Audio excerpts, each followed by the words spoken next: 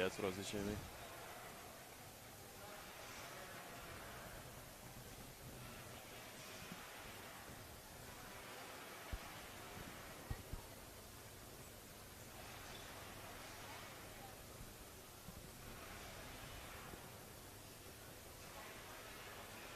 I'll wait till the anthem finishes.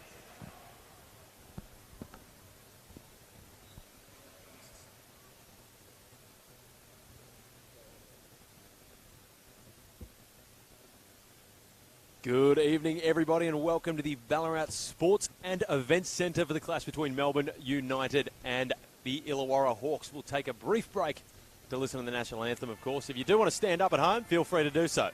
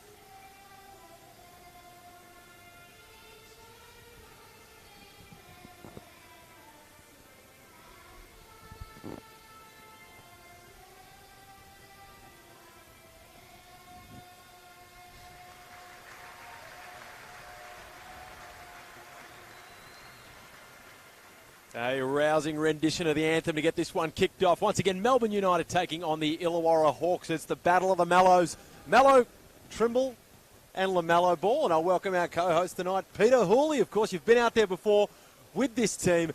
You know what all this is about. What do you think? We'll start off, we'll cut to the money straight away. There's a lot of interest in this one for LaMelo Ball. What are your thoughts? Well, firstly, good to be here. Obviously, back in Ballarat. They're opening this new stadium. It's a terrific facility. As you can see, the crowd's starting to file in. It's exciting times. But you mentioned, of course, the LaMelo Ball show. He's in town. I saw him. He got here real early. He was getting some shots up. And he's going to put on a show. I'm sure that's what he does. That's what he's been known to do. And it's very exciting to watch. But you've got to remember we've got our own Mello as well from Mello United. So I'm looking forward to that matchup. We do. And, of course, our Mello has proven himself in this league before, which is what LaMelo Ball is going to be trying to do this evening. In his first real contest against NBL quality opponents in this one. And look, against the Indigenous All-Stars, coming up with 12 points, 6 rebounds, 5 assists, 6 turnovers, which you're going to have to watch as the young fella. But there's still some pretty impressive numbers from a kid of his age playing against still a team which is full of grown men. Well, he's only 18 years old. He only just had his 18-year-old birthday. 18-year-old birthday, eh? That's a different way to put it. It's a bit cold here, mate. It's Ballarat. But yeah, he just turned 18. And yeah, you're going to say those turnovers are going to come as he gets used to the league, he gets used to his new team. But he only played 17 minutes to put up stats like that as an 18-year-old. I know neither of us could do that. So most definitely not. If either of us could do that, we most definitely would not be sitting here in the commentary box. We'd probably be out there on the floor. Exactly, but of course, right.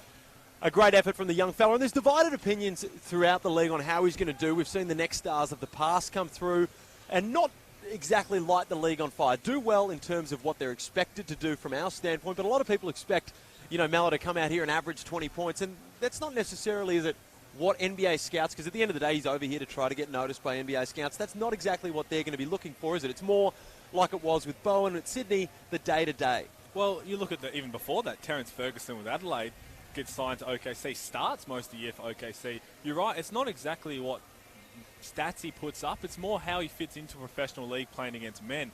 And I think it's going to be great for him. And you see the players they put around him. They've got some old heads. They've got David Anderson. They've got Josh Boone. These guys who've played in the league for years. And then you add Aaron Brooks to the league, to his squad as well. So he's got the best to learn from, which is only going to help him throughout the year.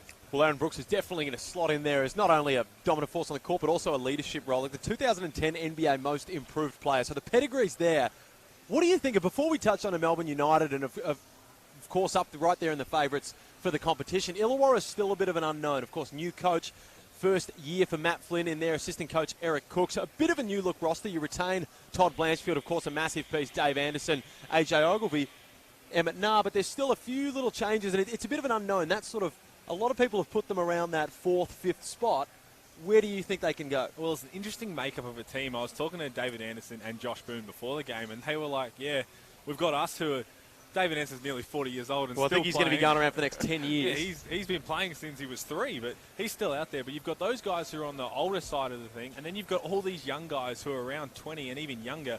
And the only one who's really in between is Todd Blanchfield, who's been in the Boomers squad. So they've really got the ends of both spectrum and no one really in the middle. So it'll be interesting to see how they go, but they've got enough pieces to be competitive.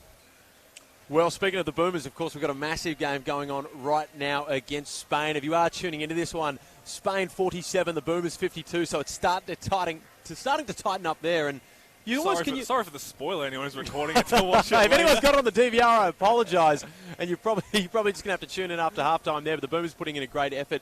Can you think of a bigger game, when we talk about the context and where basketball in Australia is moving, a bigger game than this one? And maybe we'll be saying the same thing next week if they get up and win, and then the final. You've got the 2006, I believe it was, Commonwealth Games final. There's been very few bigger games on the national stage for Australia. This is as big as it gets, and you look at especially the redemption everyone's talking about with the loss in Rio and the mysterious foul calls. We'll talk about it, but yeah, it's huge for the sport in Australia, but it's huge for Australian fans. And you look around the stadium, and most people have their phones out. Most people are tuning in to watching the game. So for the first 30 minutes of this United Illawarra game, a lot of people are going to have to be watching two games, which is a good problem to have. Well, it is. And Melbourne United, of course, coming off a tough loss to Brisbane. What are your keys to backing up after a tough loss? Of course, going down within the 20s there, which is never what you want to do. Even though it's pre-season and you're trying to learn, you still never want to be going down by that margin, no matter who you play. And Brisbane put on a great effort, but again, they didn't have their full squad out there. Melbourne, of course, with a lot of guys still missing 6 players at the World Championship. So it's very, very, very tough. But what are your thoughts to back up off that? Firstly, it's good to know you haven't forgot Alex Pledger. Well, I've also made a mistake again because it's 5. I've forgotten the... I remember the pledge hammer, but I've added one more this time. Well, Mitch McCarron wasn't playing the last preseason game, which I caught up with Dean Vickerman after that game and Casey Prather, and they both said, look, offense is correctable. We're a new team. We're trying to get our chemistry together. That's going to come. It's the defense they were really disappointed about. A lot of things that really it's just pride and keeping a man in front of you, and they didn't do that. And Brisbane put up nearly 100 points on them in a preseason game. So look for them defensively to be a lot better. Well, of course, and don't forget, if you do want to catch this team and LaMelo Ball and the Illawarra Hawks when they come to town, make sure you sign up for Melbourne United. Memberships are on sale now, and now is the time to stand united. Don't forget that over 85% of memberships have already sold out, so jump onto the Melbourne United website and get yours to avoid missing out. Be a part of Melbourne United and become a member today. Now, we've spoken, it's our third preseason game, and we're going to call this the pre-preseason. But Melbourne United with quite a few games under the belt right now, 2 especially against NBA quality opponents. Has anything changed from your original sort of thought? Of course, we haven't seen the entire roster together, but have any of your thoughts changed on the way that this group works, for better or worse? Maybe.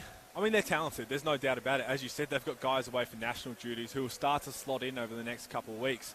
But having a little chat to Dean, being around practice a few days, I don't think they're going to be guys who are going to lodge massive minutes. So you look at around the league, guys are going to be playing 35 minutes. I don't think you'll see a guy play 35 minutes for Melbourne all year. They're too deep. They've got that talent throughout their entire roster. And I think Dean's going to want to just get up and in, play ultra aggressive on both ends. And it's going to allow him to just keep rotating through guys. Well, of course, we can't forget about the elephant in the room, the big man Josh Byrne on the opposite end of the floor tonight, matching up against his former team for the first time, and Dave Anderson. Now, both of these guys were sort of vocal in their opinion. Dave Anderson, not as much, sort of was quite happy to move over down to the coast and relax. But Josh Byrne there was a couple of questions with the way that he was dealt with as he left. Was he told at the right time? He could have done with an extra text message, or I'm not exactly sure where that went. But there was a tiny bit of bad blood on the way out. Well, I think there'd be a bit of bad blood no matter what happened, even if it was tongue twister, isn't it? Bit of bad blood is a tongue twister. How did Taylor Swift do it for the whole song? I don't know. There's going to be some bad blood for no matter what when you move clubs. It's just how it is. But he's a pro and he knows he's a pro. And I was talking to him before, and he's excited for this matchup. This is his first real game for his new club, and it's against Melbourne United, his old club. He won a championship with them. And he's going to be excited to go, but he's been in the league, in the NBA, and he's been in the NBL for 3 years now, so he understands what's going on. But look for him and Dave Anderson to come out with that chip on their shoulder. Oh, for sure. And I've spoken many times about the potential Rookie of the Year, and I've already labelled it Kouat Noi from the Cairns Taipans. I've already said that he's got that one unlocked. You've locked that in pen. Hard pen. There's no pencil there. You've locked that in. There is 3 potential nominees on this one team at Illawarra. You look at Angus Glover as he goes up for the throwdown in the warm-ups. Sam Froling, and LaMelo Ball. You've got three players on the one team that are in my opinion, whichever one steps up is in a solid running. Of course, all three late in the year aren't going to be right there, but solid running for that Rookie of the Year award. Well, it's going to be hard. You've got three guys on the same team who could potentially win such an award, and they can't all shine at once, but again, they've got these elite veterans to learn from, and it's going to help mold them into terrific NBL players. And look for them all to have their own success this year in whatever role they need. And as you said, they've got a new coach this year, so they're going to be an interesting team to watch to see how they go. Well, it is. It's going to be fun. It's going to be a super fun team to watch. And Melo Trimble starting at the point guard for Melbourne United, along with Mitch McCarron, Sean Long, Casey Prather, and Sam McDaniel. So the usual suspects. Sam McDaniel in there to get the start as well is pretty big.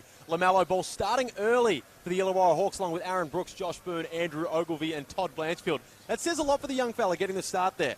Well, we didn't expect it. We spoke about this game last week, and he came off the bench in their other preseason game against the Indigenous All-Stars. And, yeah, I mean, he put up a good enough numbers, obviously, to get the chance. So good luck to him, and I'm sure the rest of the crowd wanted to see him in the starting lineup. Well, I'm sure there is a lot of happy people, and what's going to be a packed-out potential sellout crowd tonight. Of course, it takes a bit of a hit with the Boomers game on. If you've got to choose between the two, it's a pretty tough one. Especially as the Boomers game is going to be winding up in the crunch time right as this one starts. But let's hope there's a few empty seats just right where we are. Otherwise, we're going to be yelling in people's ears right where we are. That's it. There's going to be some unhappy people sitting in front of us having to listen to our dribble, but it is a 4-point game right now with the Boomers, so that one is going to go right down to the wire. If you can maybe chuck the dual screen on and get them both going at the same time, then it's going to be a pretty interesting evening. Well, it's 2019. Everyone should have some dual screens. You got iPads, you got phones, you got everything. Not everyone. Not everyone's been earning the big bucks like you, Pete Hurley. They can't afford the multiple screens. Some simpletons over here just work with the one. I've just been getting my McDonald's Monopoly ready to get my new TV, so eventually I'm sure to win one.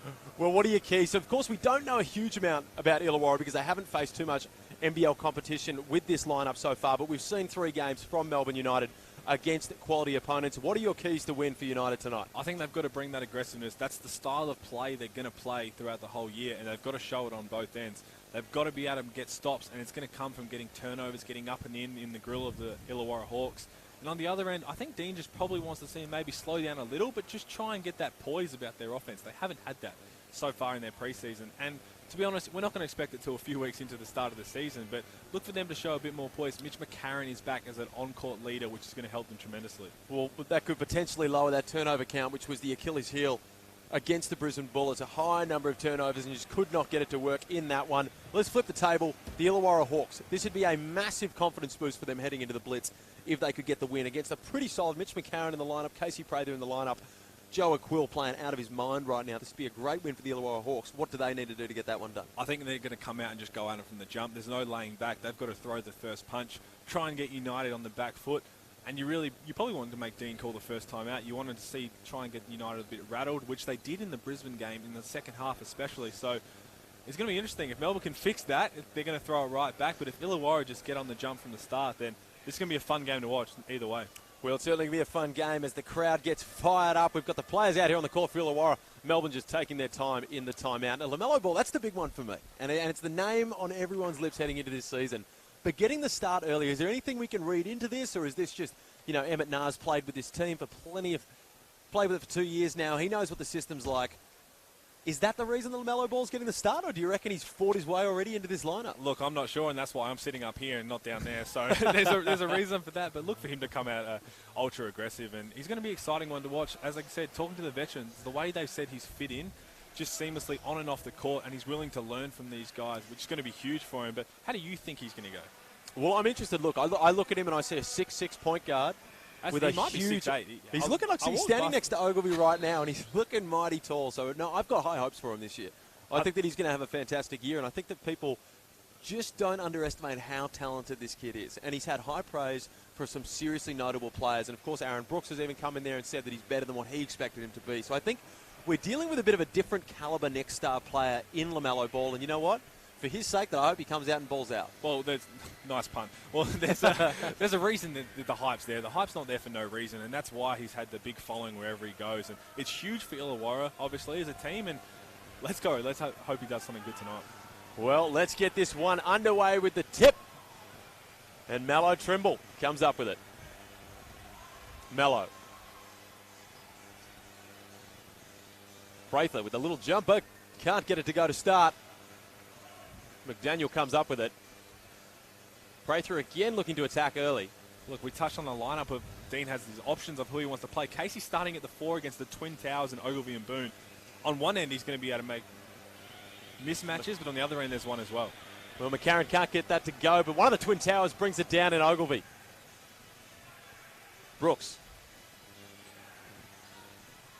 Casey Prather with a steal at the mid-court, takes it all the way down, coast to coast with the and one, gets it to go, and Melbourne United off to a hot start with the defensive effort from Casey Prather. Well, there it is. He's playing in the 4, but he's a guard, and that's going to be tough for Illawarra to stop, especially when you've got Boone and Ogilvy as the bigs. But then on the other end, if they start throwing it inside, what's United going to do to counter that? But that's a strong take, and that's going to help his confidence, especially coming back in. What do you see as Melbourne United as Prather goes to the line for one? Melbourne United's biggest strength heading into this year? Their depth. It has to be. They're loaded at every position. They've got that many guys who can come off the bench. It has to be their depth. Prather gets that second one to go as LaMelo Ball with his first touch of the leather. Brooks. A little bit shaky with the hand here early from Brooks as Ogilvy gets it to go, throws it down the lane, and McDaniel did not want a piece of that one. Again, we see the little bit of lapse in defense from Prather Melbourne. the other way, goes right back at Ogilvy again and gets that to go. Hot start for Prather. Melbourne lead this one by 2. But you see that defensive breakdown again. They're just a bit in shambles on defense, but you're sure that'll come and they'll LaMelo correct it. Ball draws the foul off the on-ball. No, draws the offensive foul. Just a little eager getting past that one early. But it's good to see him in attack mode, isn't it? He turned that corner, he was ready to go, and that's what we want to see from the young fella. Well, it is some early aggression, and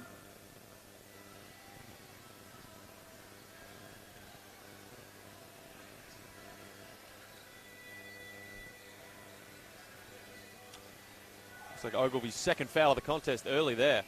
Now, remember the preseason games? You can have as many fouls as you want. We found out last week.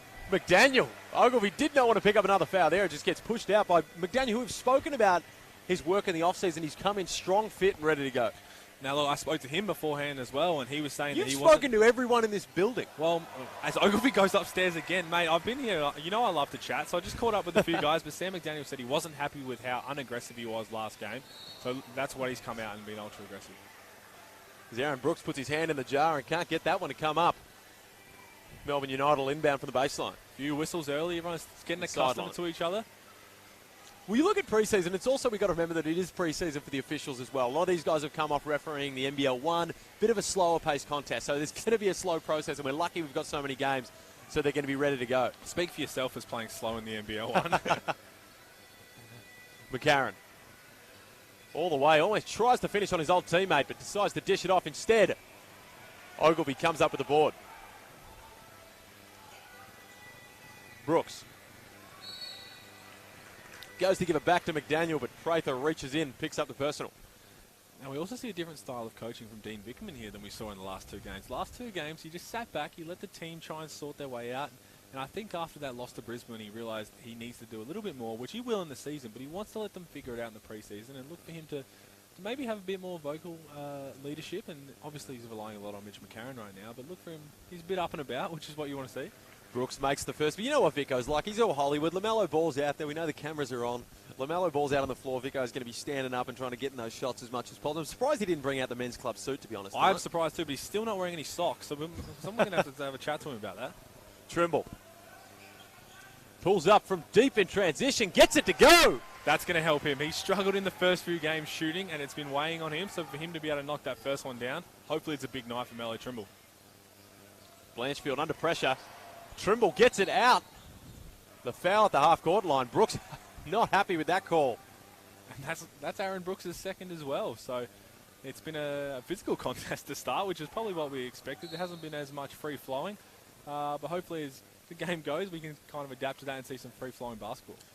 Emmett Nah, as we just spoke about, Aaron Brooks coming out with the 2 personals as Emmett Nah subs back in. Now, it's going to be interesting with this sort of 3-pronged guard attack of Brooks, Ball, and Emmett. 3 guards that can all play in this league, and you've got to find time for all of them. It's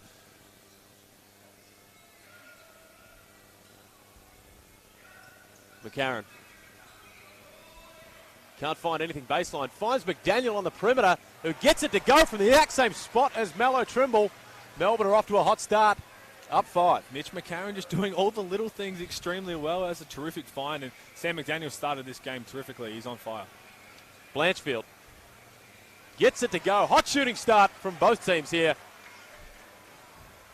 As Trimble looks to take it the other way.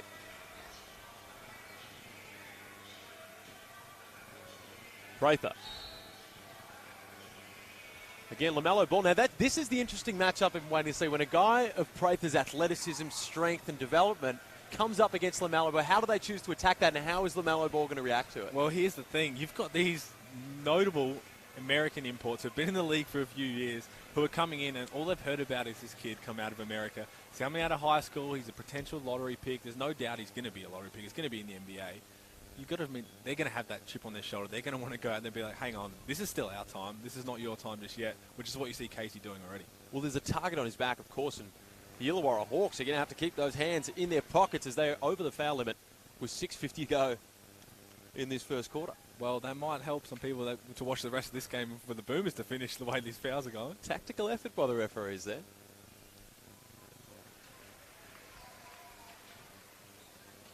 Ball. He looks poised. He's not trying to overdo it right now. He does look poised.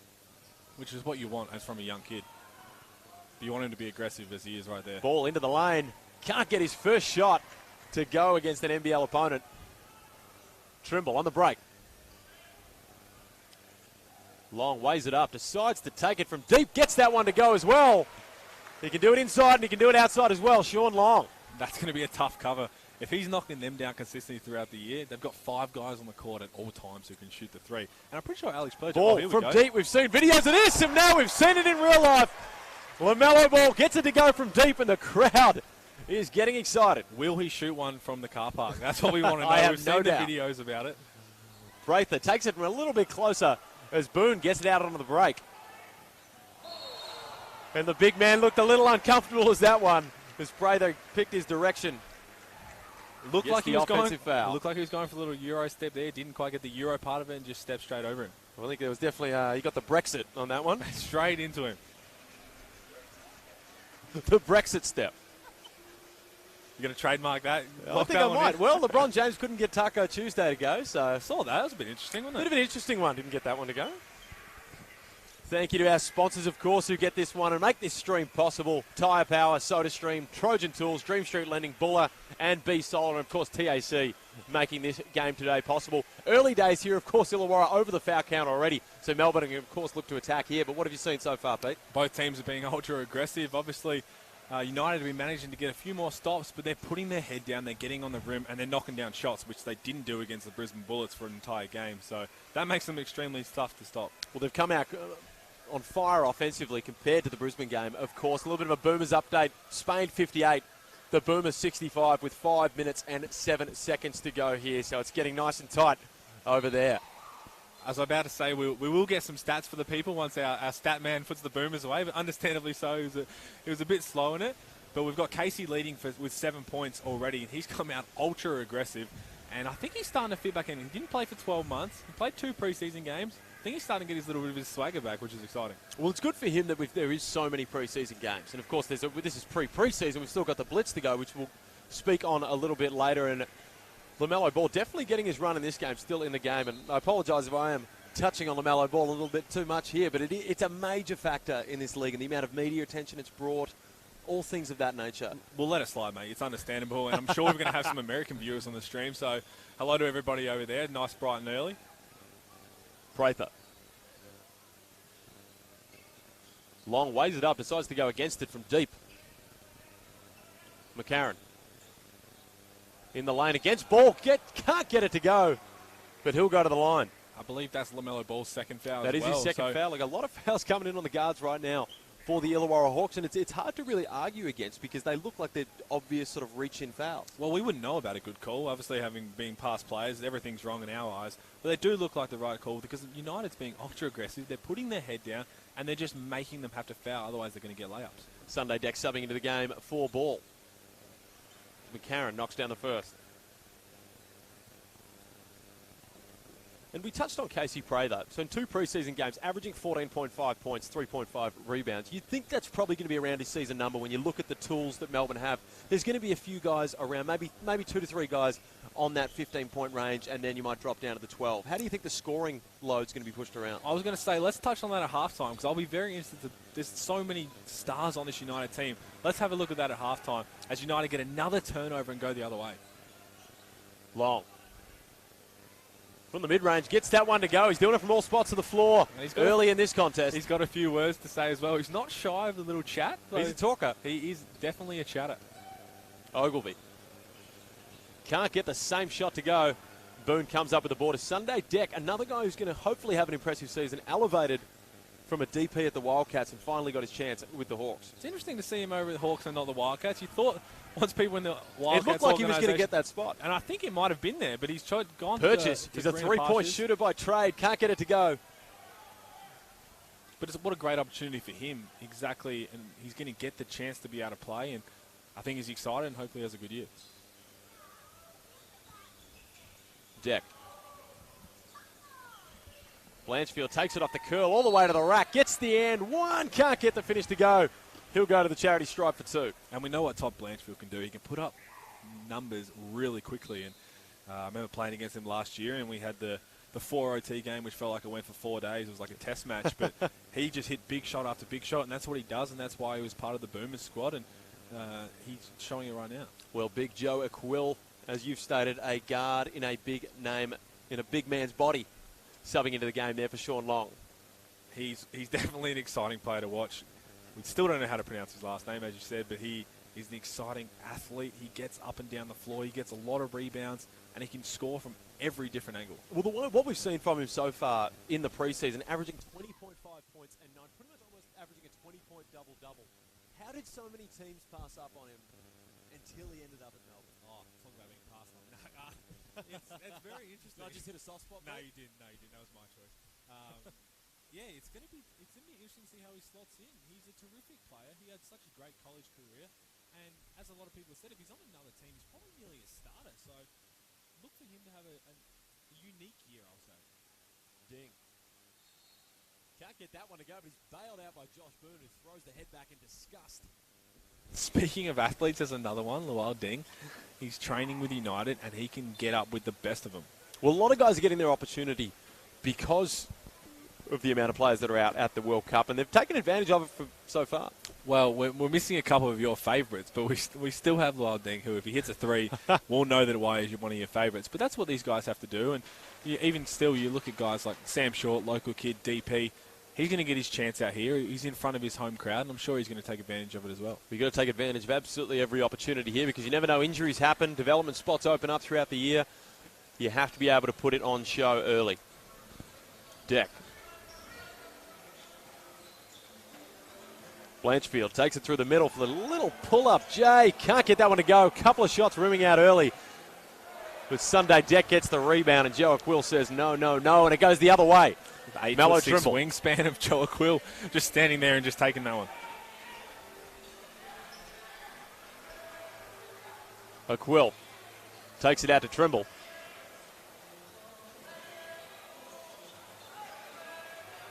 Probably unlucky not to get the call. He can't get that one to go, but there's not many guys that size in the league taking it off the dribble like he is. He's got an explosive first step. He's got a long first step, which makes him really hard to guard. Conrad spent a lot of time in the 3-on-3 during the off-season.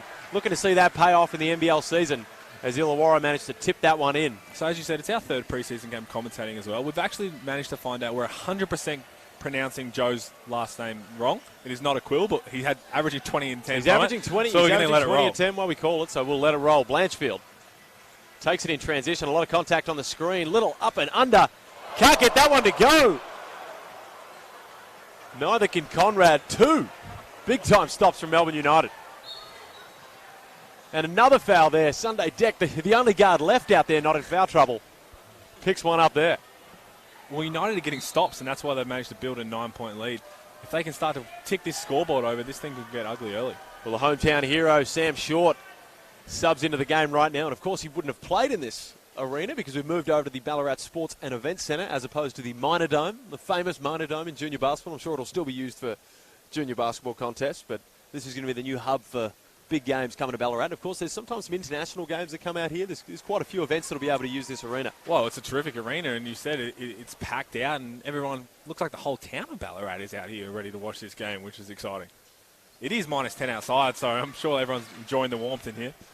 It's a lot warmer in here as Emmett Nah takes it down for the Hawks. Deck.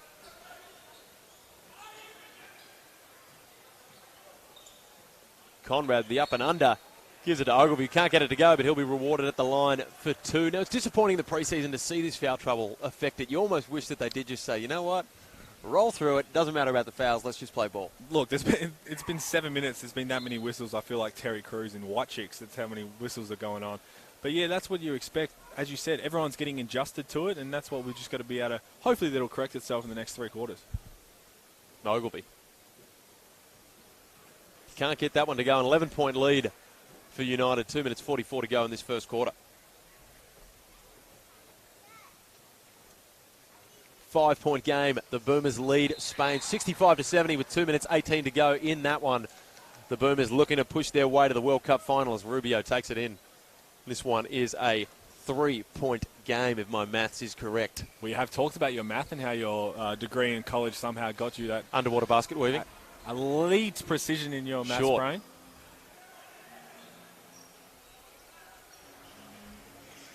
McCarron.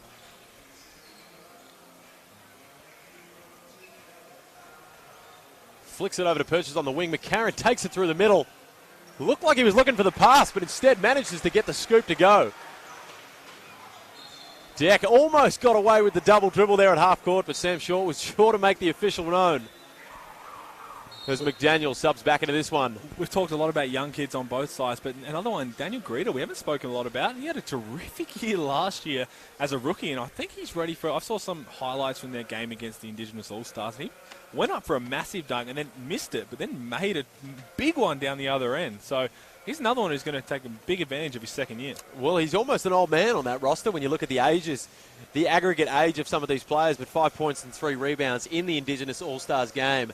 I'm going to warn you now, if you can get to a TV near you, get to it, because it is a 1-point game, Australia and Spain, with 1:11 left in that contest. So I'll probably forgive you for tuning out for a couple of moments to make sure you catch that one. We're not going to take that personally. If you have to shut us up for a little bit, please do. That isn't if you already don't have us on mute. This is an absolute, that's what they call a barn burner, isn't it? Is that what it is?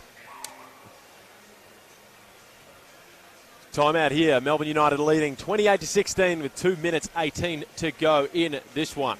On a bit of a lighter note, I want to hear your thoughts. There was a lot of controversy, I'll say, last year about the United jersey.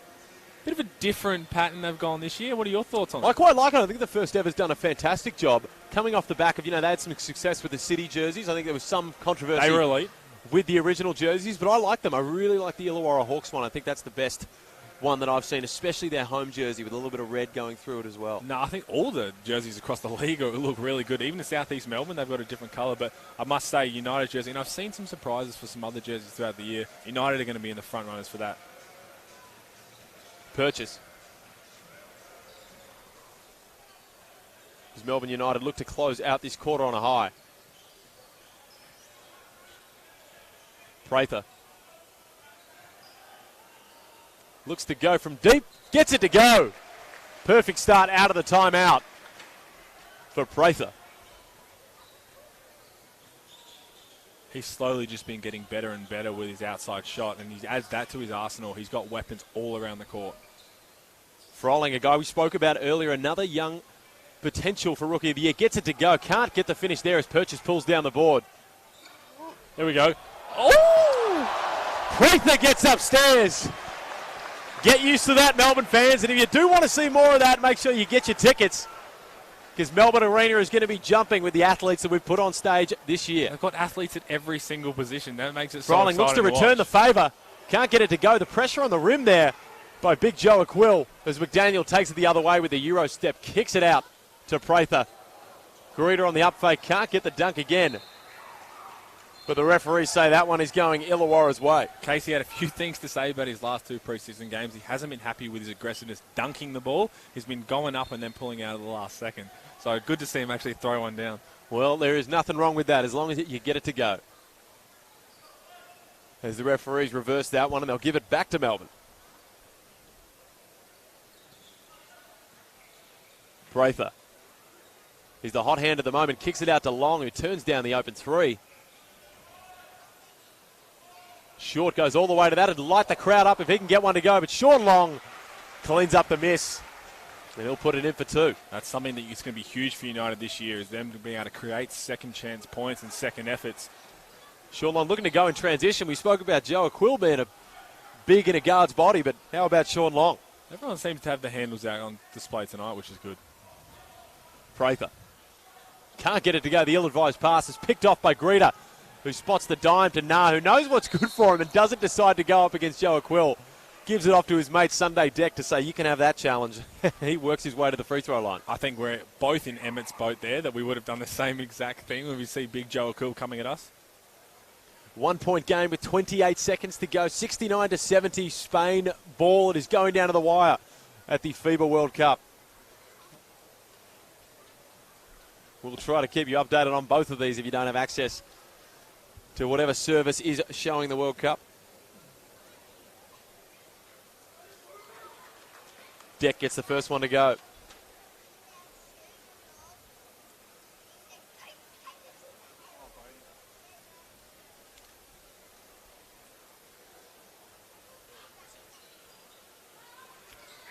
Gets it to go as Angus Glover signs in. And it's a 17 Sunday Deck. It's a 17-point lead here for Melbourne. It has to come. It's all from the turnovers they've managed to create, and they've looked after the ball. They've only had a couple, so we'll find that out at quarter time how many they've had. As I say, they nearly turned it over there, but they've been able to convert. They're obviously knocking down shots, which obviously helps. Well, defense is the issue for Illawarra right now. 35 points to Melbourne. That's not going to be able to get it done once it gets to the real stuff over at the Blitz or the NBL season. Prather.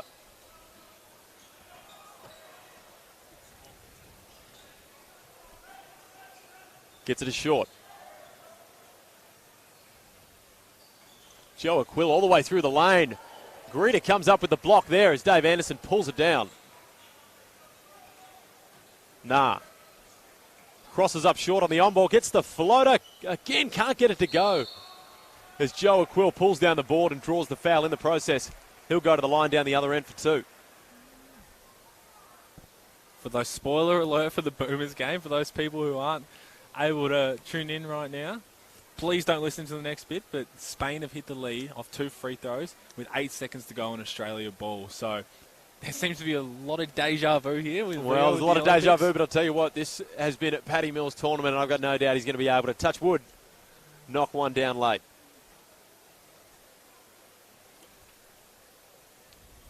Aquil can't get the first to drop. The hearts are racing here, and it's a bit of a blowout right now, 35-18, but our hearts are with the Boomers right now as they look to convert that one. Glover with the prayer. Can't get it to go, and that's the end of an entertaining first quarter. 36-18, extremely high scoring. The scoring leaders for this one, Casey Prather 12, Sean Long 7, Mitch McCarron 6. On the opposite side for the Illawarra Hawks, Ogilvie with 7, Blanchfield with 5, and LaMelo Ball, the one that many have come to see, with only the 3 points so far, but into some early foul trouble there for Illawarra. Sean Long with the 3 rebounds and Ogilvie with 4, but the foul trouble is what it's all about right now for the Illawarra Hawks. You talk about the foul trouble, we have a look there. It's 7 turnovers to 1 as well, and that's where a lot of points are coming from Melbourne United. And being really aggressive on defense, they're getting stops, they're getting a lot of blocks, but they're converting down the other end, which is why they've got an 18-point lead in this first Well, what are your takes right now? What do you see that Illawarra has to do to be able to get themselves back into this one? Because they're a good enough team when you look at their roster. I wouldn't put this as the margin we'd usually see between these two sides. No, and I think they just got to look after the ball. 7 turnovers in a quarter is way too many, and I think that's probably what the coach is telling them right now is let's look after the ball, let's get through offense, and let's try and make something good happen. We need to get a shot down the floor during this quarter-time break. We'll give you the play-by-play on the final 8 seconds of the Boomers as Bogut gets it. Paddy Mills comes off the on-ball, looks to attack down the lane, can't get it to go, but they've called a foul, and Paddy Mills will go to the line Spain up 1, 4 seconds to go. I see phones out all over the stadium. Everyone's tuning in. I can tell you now, there is virtually My heart not a is in my single mouth. eye on the court anymore as everyone tunes in to see the Boomers attempt to make the World Cup final. I'll tell you what, if there is one man I want in the green and gold, with the exception of maybe Andrew Gaze, at the free throw line right now to send him to a World Cup final, it's going to be Paddy Mills. Look, mate, my heart is in my mouth. We're tuning into this. And I'll tell you what, Just Pete, get him over I the am line. going to say absolutely nothing more because I'm not going to hit him with the commentator's curse. I'm not going to talk Yeah, about I the refuse. outcome of those free throws once. For once, I I wish will not touch that with a 7-foot pole. For once, I wish we could just not talk for a minute, just so we can try and savour this moment and just watch. But we're commentators, so we've got to fill this feed somehow. Paddy Mills looking to line up. Of course, if you are wondering what we're talking about, you should know that the Boomers are going up against Spain to make the World Cup final. Paddy Mills is at the line. We're 4.7 seconds to go. So if he hits these two, Spain are going to have a chance to come back. But I will try to regain my focus on the game at hand here. Illawarra Hawks taking on Melbourne United. No one blames you. I'm pretty sure someone's in Dean's ear down there as well. I saw Dean watching it. I'm during sure his- everyone has got their certain way, however they're during getting his notified. pre-game speech. I saw Dean have it on in the back corner when he looked like he was looking at the players. He most Paddy definitely Mills wasn't. gets the first one to go. This one misses the second. It's all tied up. And this one is going to overtime. Not the game, of course, you're watching here, but the Boomers are going to overtime with Spain to make the World Cup final. And we'll quickly switch our focus back to the game at hand. Melbourne United versus the Illawarra Hawks. Glover. Can't get that one to go to the big fella down low. McCarron will take it the other way. Prather from deep. No luck, but McCarron wrangles in the rebound. Forcing those extra second efforts. That's all effort plays, but they're getting more chances at the rim. McDaniel.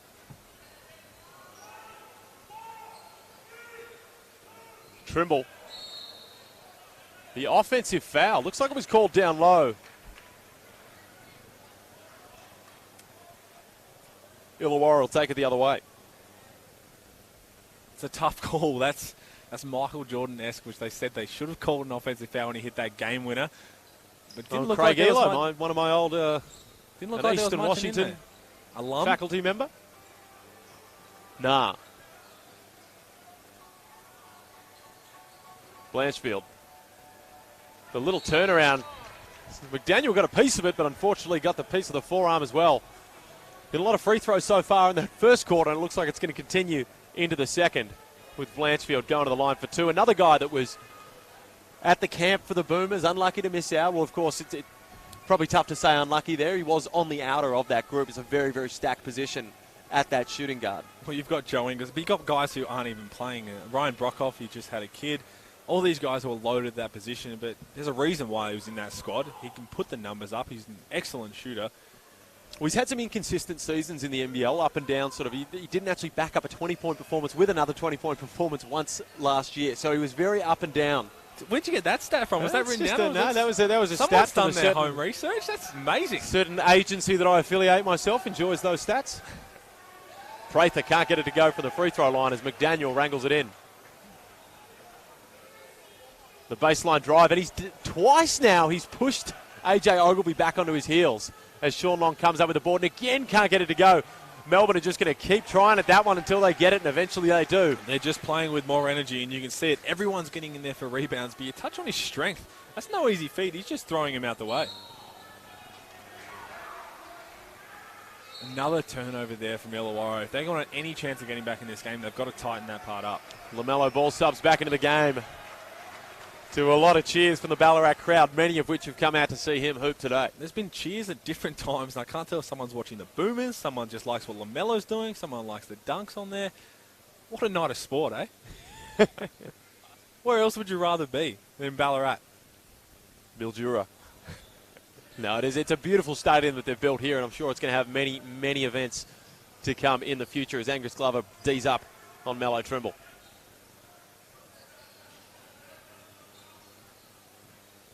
McDaniel gets deep into the paint. Goes up against Dave Anderson for the strong finish. He gets that one to go. That is a tough finish. That's a tough move. And he said he was going to be aggressive, and he most definitely has been. Ball. Dave Anderson says, sorry, young fella, I'm going to take that mid-range pull-up. as Trimble takes it the other way. He's got McCarron out on the wing. McDaniel. Trimble attacks, kicks it back out to McDaniel, who turns down the three-point opportunity. It's a great Glover with a great defensive effort.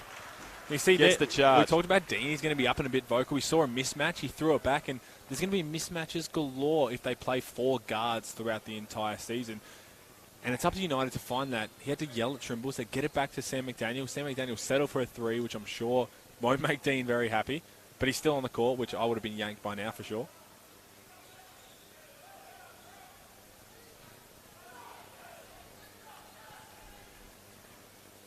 Brooks. Mellow ball the man everyone is here to see. Kicks it out to Blanchfield. Can't get it to go from outside. Sean Long pulls it down. Mellow Trimble pushes it out the other way. McDaniel. Could not get the steal there, and it was appeared to be a bit of a cross quarters. McCarron kicks it out to Prather. Back out to McCarron. Can't get that one to go. Ogilvy will pull down the board. Brooks. The slick backdoor pass. Again, Illawarra just having no luck on the offensive end right now. Can't get that to go. It's a 20-point lead for Melbourne United as Prather pushes it the other way. Didn't want to go up the right hand, but you know what? It's a little bit better when you got Sean Long, and Blanchfield is down. Looks like he's just taken a hit to the chest and he's a bit rattled. Not holding a knee or an ankle, so that's always a good sign. Illawarra, they can't put the ball in the basket, but they're getting good shots. They're getting much better looks. Everything looks a lot more fluent than it did in the first quarter.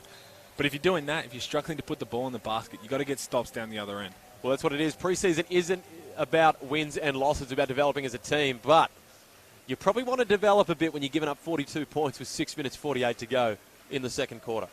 As you said, it's preseason. It's going to come with time. It's slowly going to build. But I'm very impressed with what Melbourne's done so far. We talked about what they needed to correct from that Brisbane game. And for a quarter and a half, they've definitely done that. But we know games aren't won in the first half. They've got to sustain this for 40 minutes. The Boomers, of course, currently in overtime with Spain. If you can somehow work out the dual screen options, get your eyes on both of these contests as Angus Glover takes it the other way. We know it might be hard because we're struggling with it as well, but there's got to be a way to get it done. Speak for yourself. I got all eyes on the floor right now as Brooks takes it through the lane. Slick pass out, and Conrad. He's a shooter. Can't get that to go, but he'll pick up the foul there, and he'll go to the line. I mentioned previously, Tim Conrad spent a lot of the offseason playing a lot of 3-on-3, which is a very shooting-dominated sport. It's basketball on shooting steroids, if you could even imagine that. And I think that he's going to be better for that this year, and just keeping his fitness up during the offseason. And as an aging player, it's good to see that. Well, it is, and we did some 3-on-3 throughout the NBL 1 season with just in practice, and it's a tough thing to play. There's no stops. You've just got to keep going until someone wins, basically. And you said you need to be able to shoot the ball, but I was gassed after playing 2 minutes of it, and he's an aging veteran who's gone out there and played numerous games, which is only going to help his off-season. And as you said, he's a terrific shooter, which he's going to have a great year at that as well. There he is. He knocks down the first.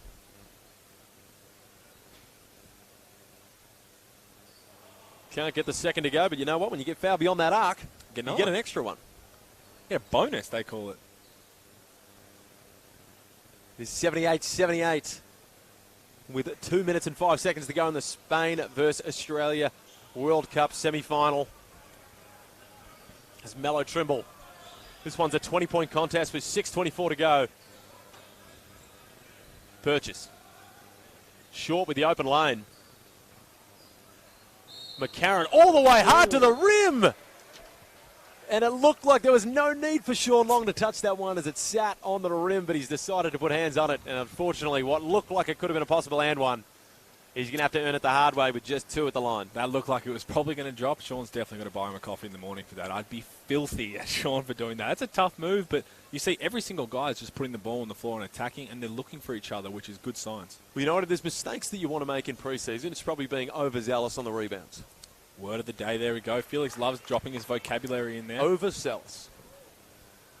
Underwater basket weaving paying off with his degree from college. McCarron. 21-point lead for United as Ogilvy subs out into the game for a man that Melbourne United fans are very familiar with, Josh Boone. Ball. He's looked slick so far. If we comment on his game so far, not a huge point production, but he's looked slick with the ball. Well, he's looked like he's fit into this system that they're trying to get going, which is ultimately what people were probably questioning is he going to be able to do that?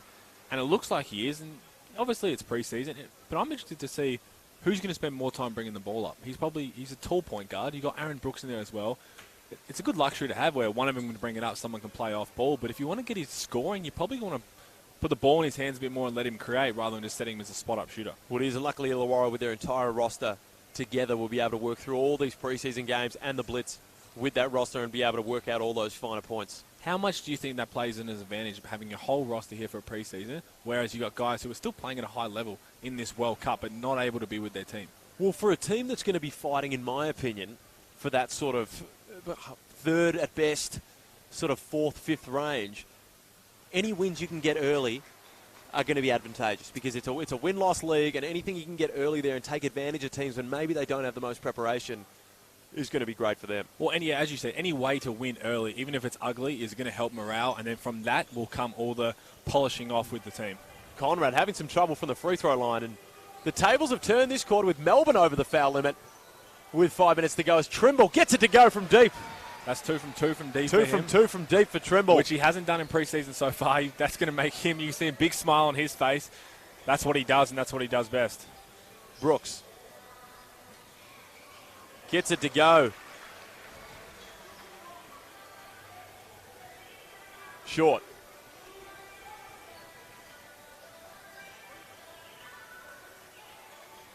Can't get that one to drop.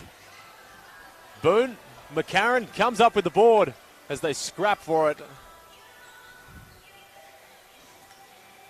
The second efforts from United are just dominant right now, and that's why they put up this lead and continuing McCarron to do so. From Mello, ball range, can't exactly get that one to go. That shot hits nothing but air and will go the other way. And we have a spoiler alert for the Boomers game. There is 18 seconds to go, perhaps 16. I can't see on this iPhone. I'm sorry, but it's all tied up. A 78 apiece with a timeout to Australia. Brooks.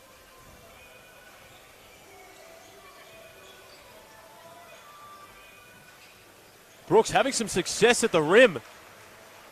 4 points on the trot for Brooks. 2 tough takes, and he's only a little fella, but he's managing to get in there and avoid getting blocked. Joel Quill's in there, and he's not managing to get a piece of it. Glover pulls down the board.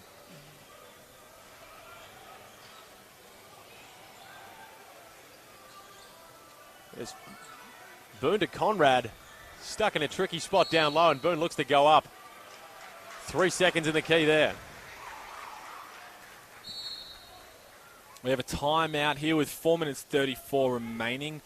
47-27 with United. And as you said, it looks like it's evened out a little bit. Obviously, the lead hasn't pushed out any further, but it hasn't come in. Illawarra definitely look more polished on the offensive end, but they just can't get enough stops. Well, they can't get enough stops right now. And you look at 47 points is far too many for Melbourne United if you are the Illawarra Hawks, but they've been getting great shots, haven't been able to convert them so far. Everything for me for Illawarra doesn't look like the scoreboard doesn't really represent what they're looking so far. Mallow Ball for me is looking fantastic. Hasn't really had too much involvement right now, but all the issues that I thought he may come into here with, being a little trigger happy, things of that nature, he's looking professional and ready to go. It's a young core. It's going to take time to develop this team. I think there's no early danger signs here. As again, we've mentioned multiple times, it's not about winning and losing in the preseason. It's about developing a unit, and Illawarra will continue to develop, but this game's most definitely nowhere near over.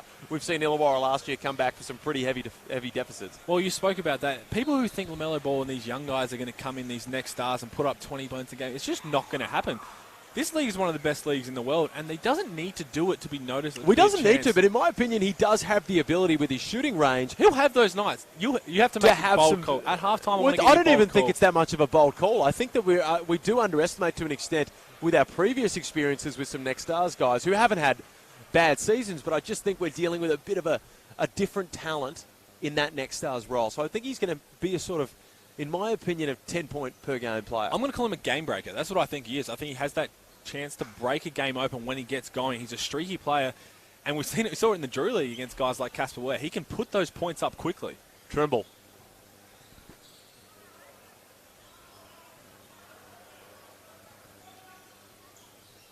Quill gets it up high, gives it back to McCarron. Can't get it to go. A lot of contact down low with Brooks and McCarron. No call.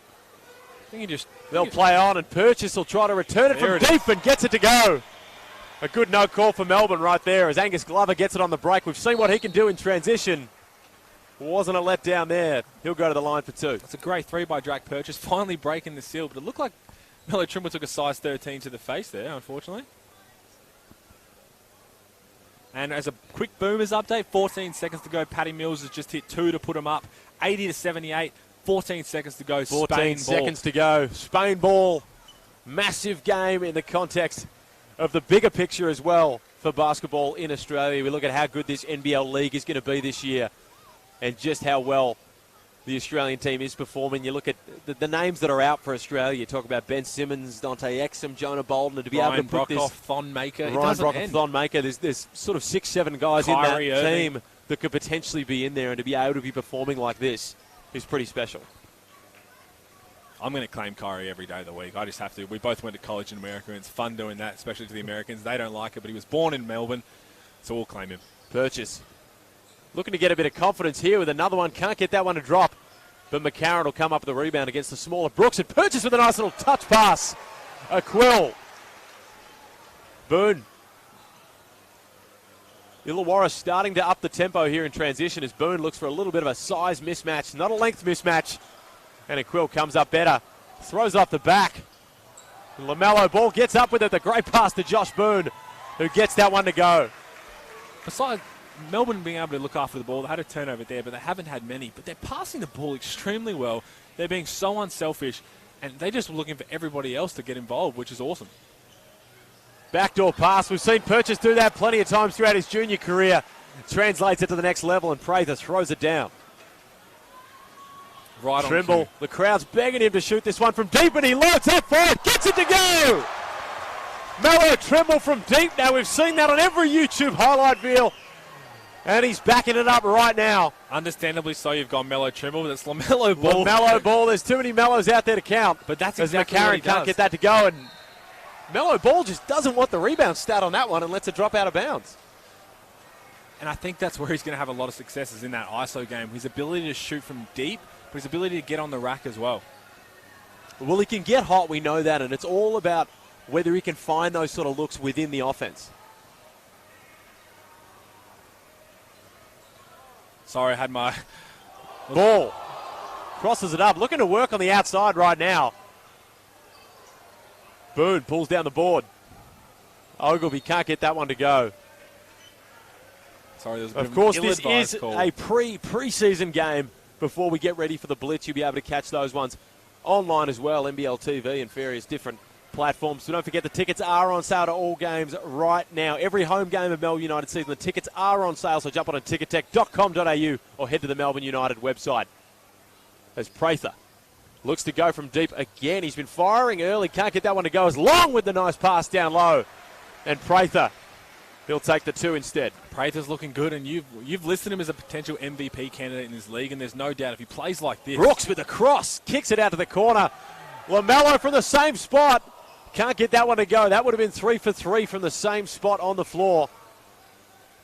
It's interesting, his game's a lot the opposite of yours. He much prefers to shoot off the dribble, whereas you like to sit in the corner and like it, hand it on a platter, and then you'll knock it down. I like to Definitely do likes the to most shoot it off the minimal dribble. work for my points as possible. As Joey Miller, the Ringwood Hawks product, filling in here, of course, for a bit of a depleted lineup. 5 players away on international duties. Boone. Can't get that one to go. He's got that one plenty of times And from as Melbourne. We're going into double overtime with the Boomers in Spain. Delhi missing on the buzzer. This is what you want from such a massive game.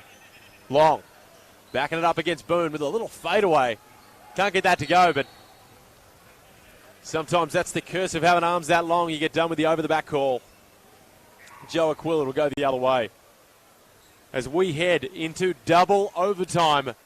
80 apiece, Spain versus Australia. And I can tell you now, there is a few people walking out of this stadium to get towards the cafeteria to be able to catch that one on the TV, because this is a massive overtime period to make the World Cup final, Australia versus Spain, as we regain our focus of the game at hand here as Conrad goes to the line. How good is this for Australian basketball? Well, I'll tell you what, don't speak too soon. It'll be even better if we got the win. But even still, you look in the crowd, everyone's got their phones out watching 2 games at once, 2 elite games at once. There is a lot of data being spent in this stadium right now. The biggest winners tonight are the Telecorp.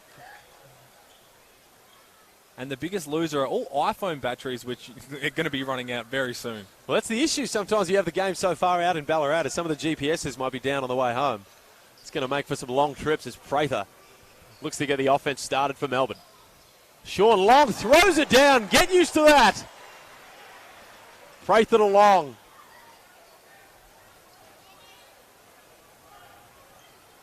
Frolic. Ball, there's a certain anticipation in the air every time Ball touches it. What can he come up with here? Kicks it out to Blanchfield on the wing, who can't get it to go. Shoots a dart right at the front of the rim as Prather takes it in transition. Gives it off to Trimble, who will kick it out to the corner. Can't get anything to go there, and LaMelo Ball picks up his 3rd personal. Yeah, unlucky there. Little hand in the cookie jar, but I'd probably like to see him heat check that one down the other end. He made a good decision. He hit Todd Blanchfield. Well, that's the thing that's actually impressing me so far with LaMelo Ball is that he's not just going ahead and just firing out will. Well, you he's would. Staying within of course I would, but he's staying within the offense.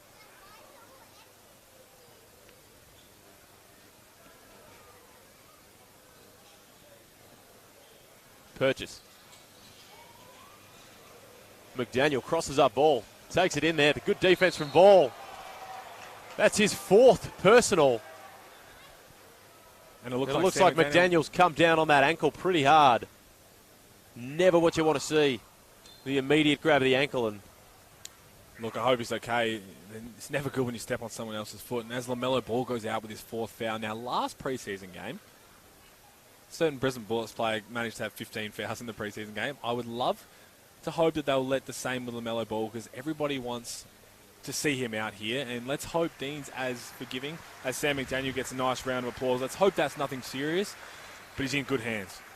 Well, that's it. If there's any time you want to do an injury like that, whether it's hopefully it's just a couple of week thing there. We just saw the replay on the little screen here, and he's come down on it fairly hard. So you'd hope that best case there, it's just a couple of weeks. You maybe miss out on the blitz, but then you're ready to go for the first game of the season as Sam Short will take his place at the free throw line. Second time this preseason Sam Short's been brought in when someone's gone down hurt to shoot free throws, and they're the best 3 points you'll ever get. You weren't even expecting to get on at that point, and you get to go and knock them down. Well, the hometown hero knocks down the first.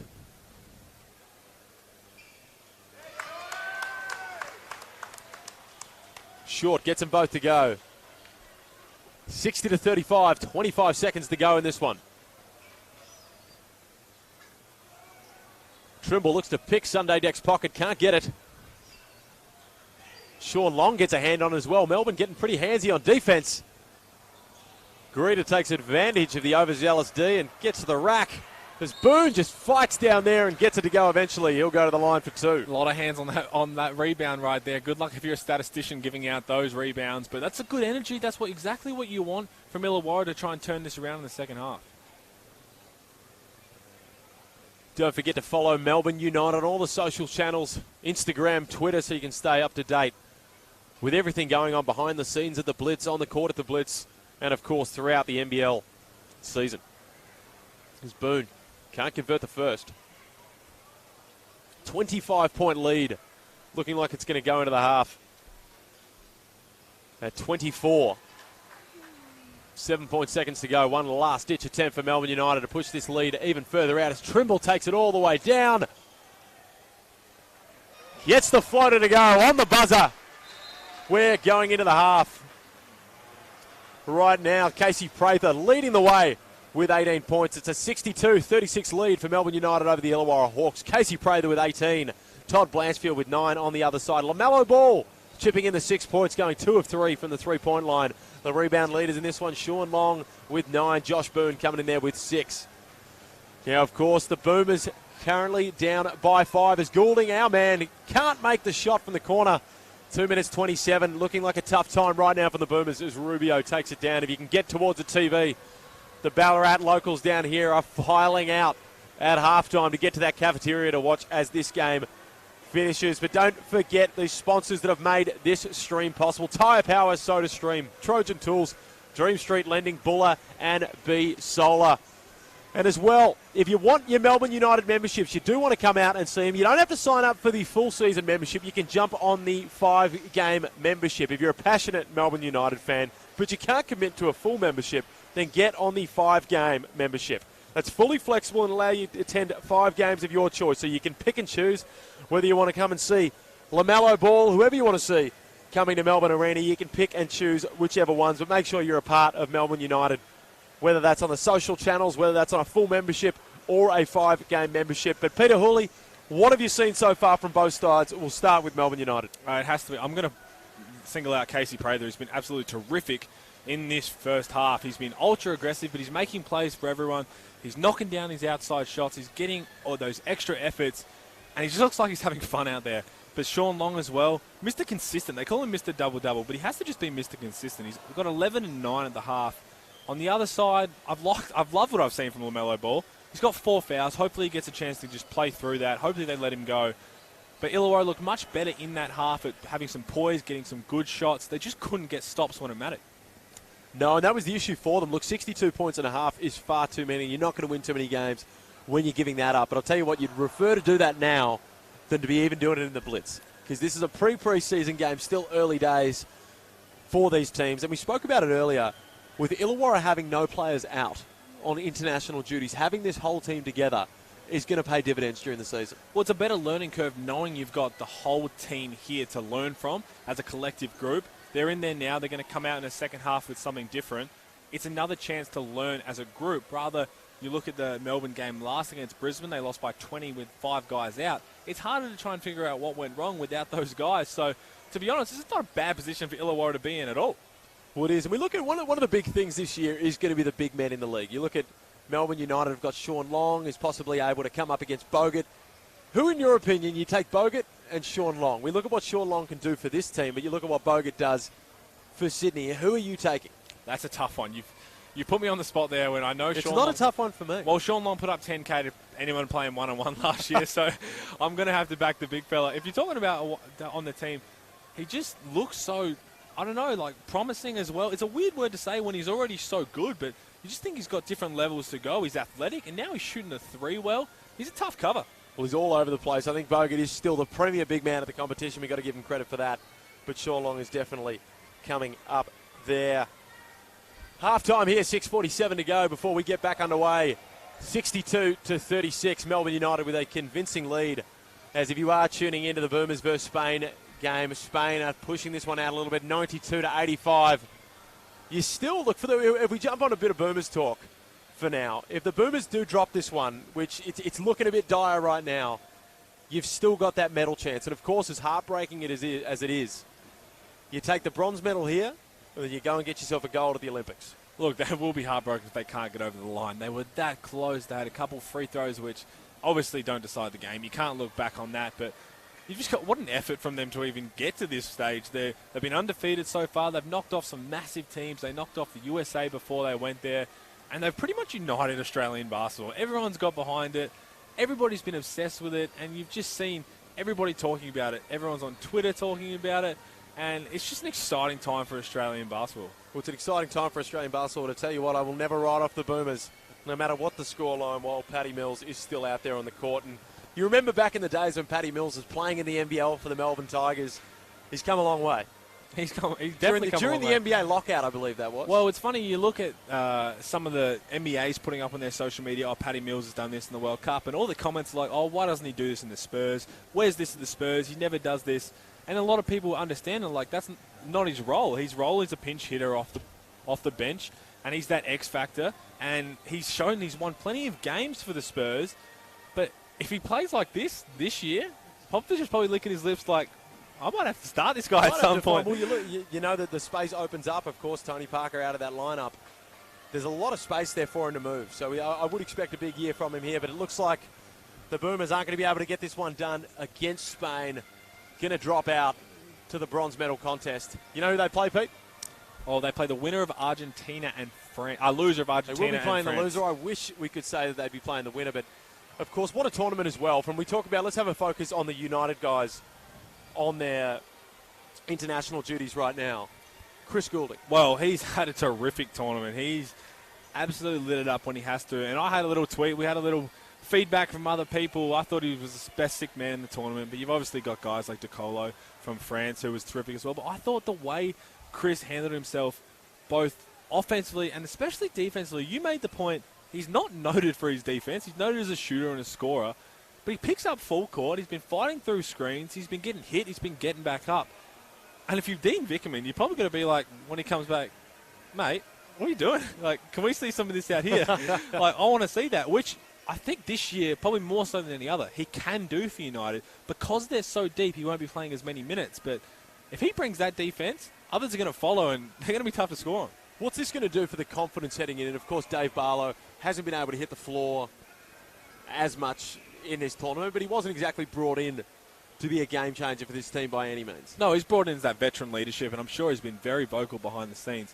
But they're going to be riding this little bit of a high. They love playing for their country, but I'm sure they're also ready to just get back and just play for United. They're chasing another championship. We fell short last year. They got an opportunity to be in that again. They've got the roster to do it, but they're probably excited for that challenge.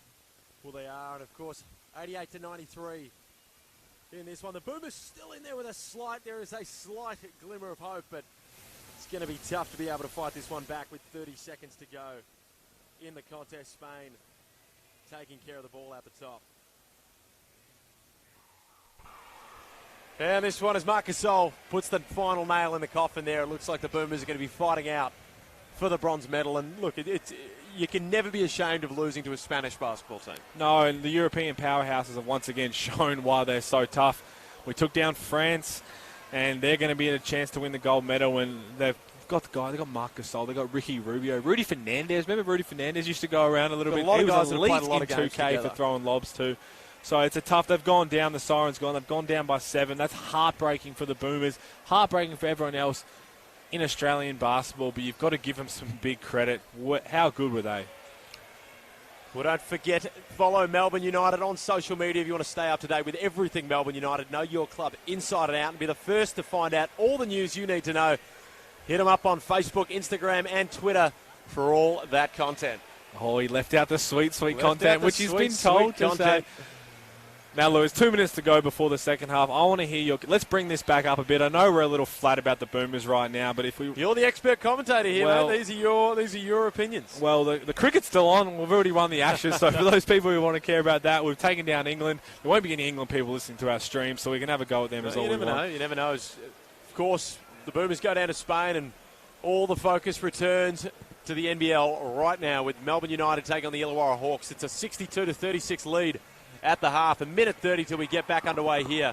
What are your keys for Illawarra heading into the second half here if they want to get back into this ball game and make it a tighter contest? To be honest, I think they're probably just going to throw the scoreboard out at this time. They're going to be like, score 0-0, let's take it a quarter at a time, and let's focus on the things we can control, which is not turning the ball over, boxing out. They've given up plenty of O-boards, and then just getting some good shots. That second quarter, they had a lot better offense, a lot more poised, and it looked better, especially from our viewing. If they can do those three things, they'll slowly chip the lead back, and then they'll be in it with a chance at the end. United, on the other hand, keep your foot on the gas. Do not let off. Show what you're capable of, even with 5 guys out.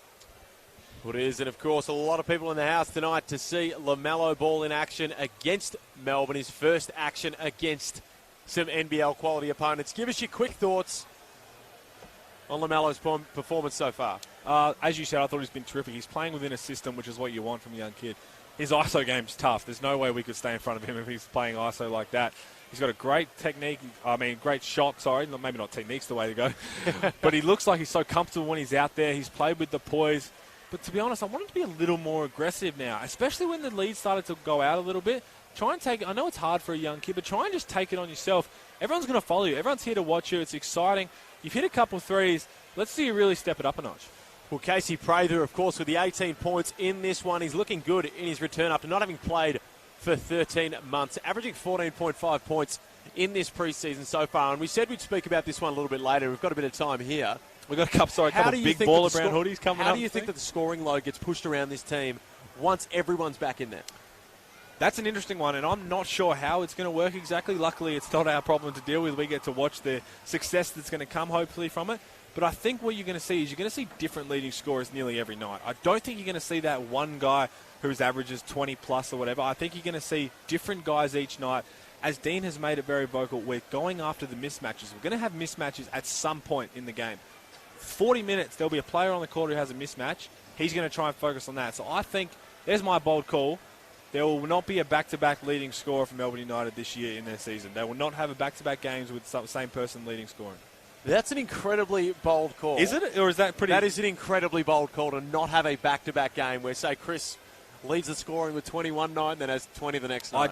It will not happen with the amount of talent and the amount of scoring power they have. It won't happen this year. You're penning in Kouat Noi for the Rookie of the Year. I'm penning in that one. Well, you know what? I'm willing to put my money where your mouth is on that one. So we'll speak about that one after the broadcast. But I think, as they said in Jurassic Park, nature finds a way. And I think Melbourne United will find a way to find out who's the top dog in this one. Well, do you think they need one, or are they okay to do it collectively? Because as you said, Chris has been balling out in this FIBA tournament. But you've got Melo Trimble, nearly led the league in scoring last year. Sean Long, who's ready to take another step. Casey Prather could be an MVP here. I think it's matchup determined. Which goes more to my point. I rest my case, I put my headset down, I walk off. Trimble.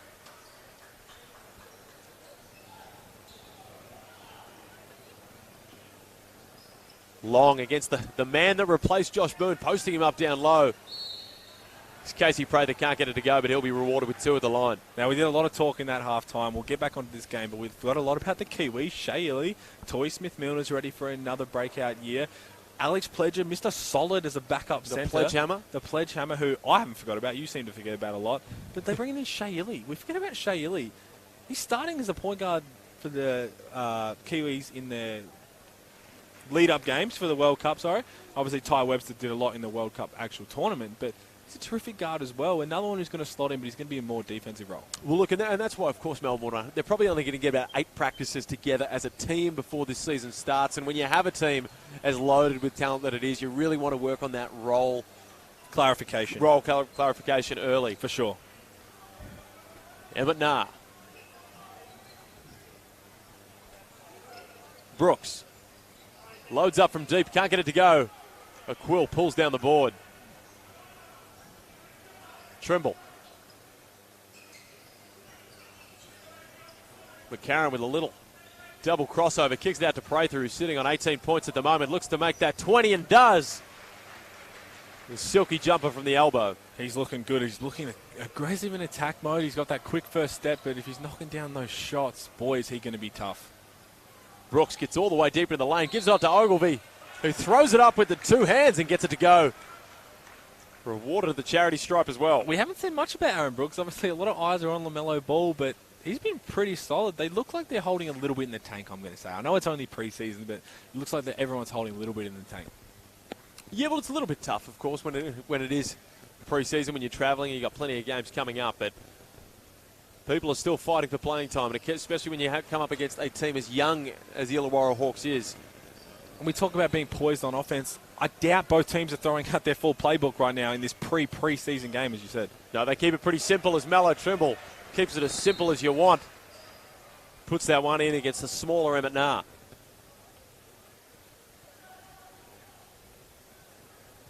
(68-39), early days in the third quarter. Nah.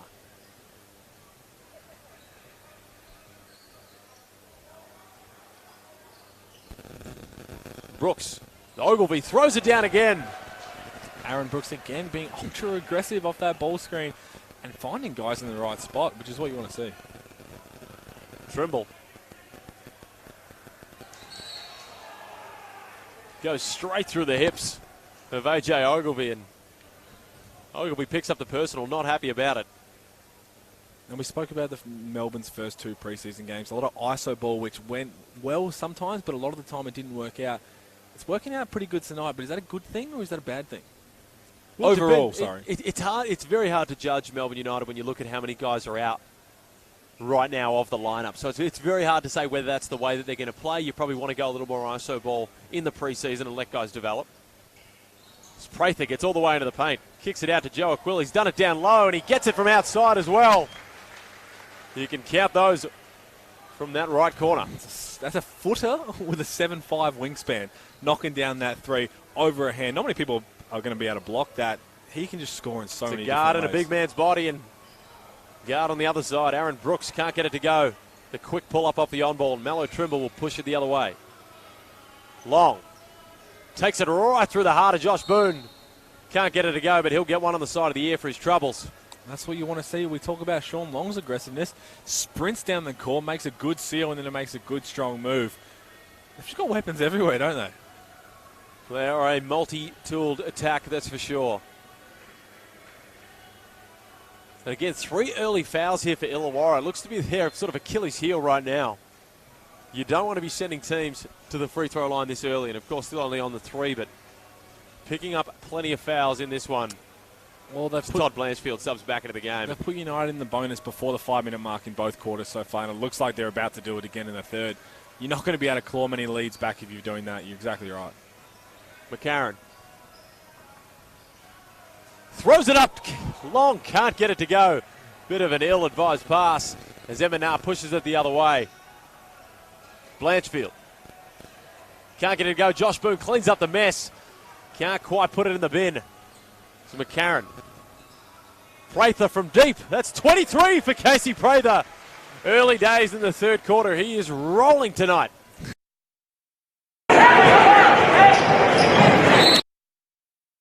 Looks, there we go with another one, and can't get the layup to go. They've been unlucky. There is a lid on the rim right now for the Illawarra Hawks, but they're getting in the right spots. See, nothing breaks you back more. They get 2 good, maybe 3. There was a couple of tips there that played before. Unlucky not to get the ball to drop, and then goes down, and Casey hits a tough contested 3. That's a really, that breaks you back. And a good sign for Melbourne United fans with Sam McDaniel back out on the bench. Still, he won't take part in this game, but he's back out there with that ankle iced up. So usually they'll be making their way to a scanning centre of some sort if it's too serious. So hopefully that's a good sign for Sam McDaniel. Not sure if a scanning centre will be open that late in Ballarat on a Friday night. Mate, Ballarat is the country hub. I'm sure there's some sort of MRI operating system at Zagami somewhere, maybe? Zagami's, out the back of Zagami's. I'm pretty sure they're making some sort of bootleg one out there. Angus Glover subs back into the game for Eminar. Now, Glover again coming off. Is it 2 ACLs or is it 3? You've put me on the spot there. I'm not quite sure. But he had 3 serious How knee good was injuries. his NBL 1 season? It was absolutely fantastic. He came in for the COE and had some massive performances. And you look, and as he looks to get the charge there with great defense on Casey Prather, the hot hand. He's drawn 2 of those in this game. He's drawn 2 of them. He's a fantastic defender. And look, he's another guy that we speak about with this team that's going to be right up there if he can get the right amount of opportunity for that Rookie of the Year award. Well, I'll tell you what, I wouldn't want to be going 1-on-1 against him because I'm allergic to my left hand, and it looks like he manages to read that extremely well. So he's a great defender, and he's a strong kid as well. Glover. Blanchfield. Dave Anderson, you can almost bet your life that he's going to go for that fadeaway. Can't get it to go.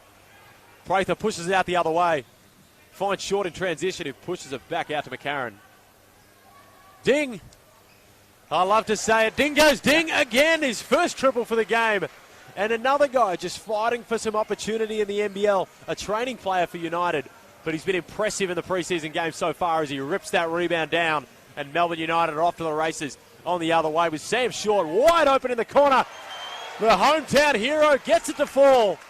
And Melbourne United continue to push this lead out. 37.6 minutes, 13 to go. They've barely missed, and it's not. We definitely couldn't say it in their first 2 games. It has to be a great sign for all United fans out there.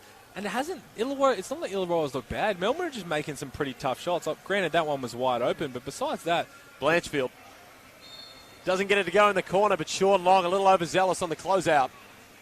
Gets that rebound. And Melbourne United, we talk about the offense right now and the defense for Illawarra, but the offense at the moment for Melbourne United, 53% from the field, 50% from three-point range, and 94% from the free throw line. You're usually going to be having a substantial lead anytime you shoot those type of numbers. You're not going to lose too many games if you put up those kind of numbers. And we still have 5 minutes left in the third. They're at 80. Well, you talk about a lid being on the rim for the Illawarra Hawks. You're shooting 28% from the field so far. 10 assists on their makes at the moment, but just not too much going on No. the offensive end for Illawarra at the moment. But we're right, we've mentioned it multiple times, they are getting to the right spots. They are, for sure. But as you said, United have put up 80 points. If you're a semi-pro fan, there's corn dogs going out for the Ballarat people tonight. Anderson. Long defending him on the block. The go-to fade away. We've spoken a lot about FIBA contests tonight, and one man, Dave Anderson, has put a fair share of points up in those contests. Can't get that one to drop. Purchase.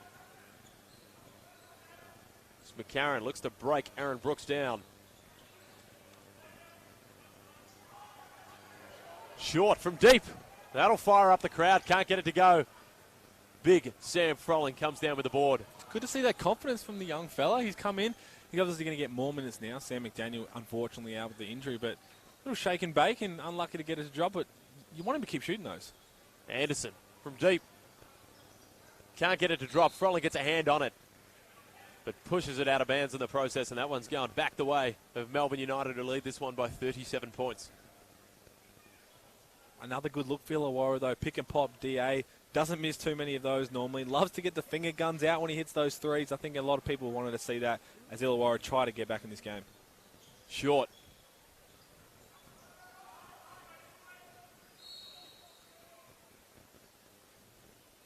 Holding foul there. An unsportsmanlike foul. Unsportsmanlike foul from Dave Anderson with the straight forearm. You don't see too many of them these days unless it's a breakaway. A the breakaway. FIBA. We won't touch on that. That's a very interesting call, but that looks one that definitely we can't blame the officials for those. I think that's a FIBA rule change that needs to come in there. That looks a little tough. Yeah, I'm not sure what exactly happened there, and he doesn't look too happy about it. Hands on the hips, and didn't argue too much. Just a couple of interesting looks. He's going to have a chat now just to find out what he did wrong. He's a veteran. He knows what to do. He knows how to talk to the refs the right way. Well, you look at this right now, a 37-point lead for Melbourne United, still with 5 players out on international duties. The full squad gets together next week. It's pretty dangerous right now. They've been tipped as the red-hot favourites for the year. And you look at they were red-hot favourites before Joe Aquil jumped on board, who's averaging 20.5 points throughout this preseason. So they've got even more weapons than was previously advertised. Well, for sure. They've got, as you said, the 5 guys out. They've got a lot of... Chris Golding is going to be a scorer in this tournament, in this league. But you look at their point spread. Obviously, you got Casey leading the way with 25, who's had an amazing game. Got guys on 13, Sean Long on 13, Mello Trimble's chipped in with 10. As we just spoken, McQuill gets it, going to go through the lane. He's mobile, he can shoot, and it looks like he's going to have a big NBL 20. As Aaron Brooks looks to go right at him and gets the and one. If there's one way to stop Joel Quill producing on the offensive end, it's to get him in foul trouble, and that's the way to do it. Aaron Brooks going straight through the chest for the and one there, and the Illawarra Hawks are going to need a whole lot more of that to be able to draw this one closer. He's really been the only one in this third quarter who's kind of put the head down and said, you know what, I'm going to be aggressive. I want to get something going here. And he's been unlucky not to have a few three-point plays, but good to see him convert that one. Hopefully he can finish it off here at the line. Well, it is, and hopefully this Boomers lead, or this Melbourne United lead, is hoping to ease the pain of that Boomers loss. But remember, they still will have the bronze medal to fight for, the loser of the Argentina-France game.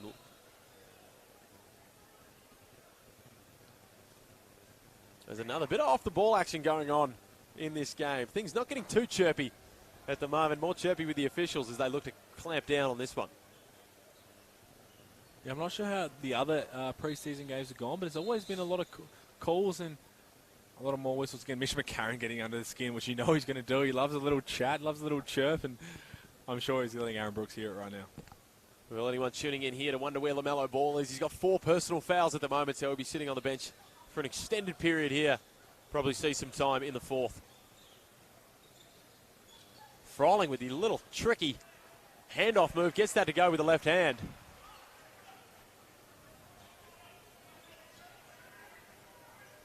Short will get it going for United.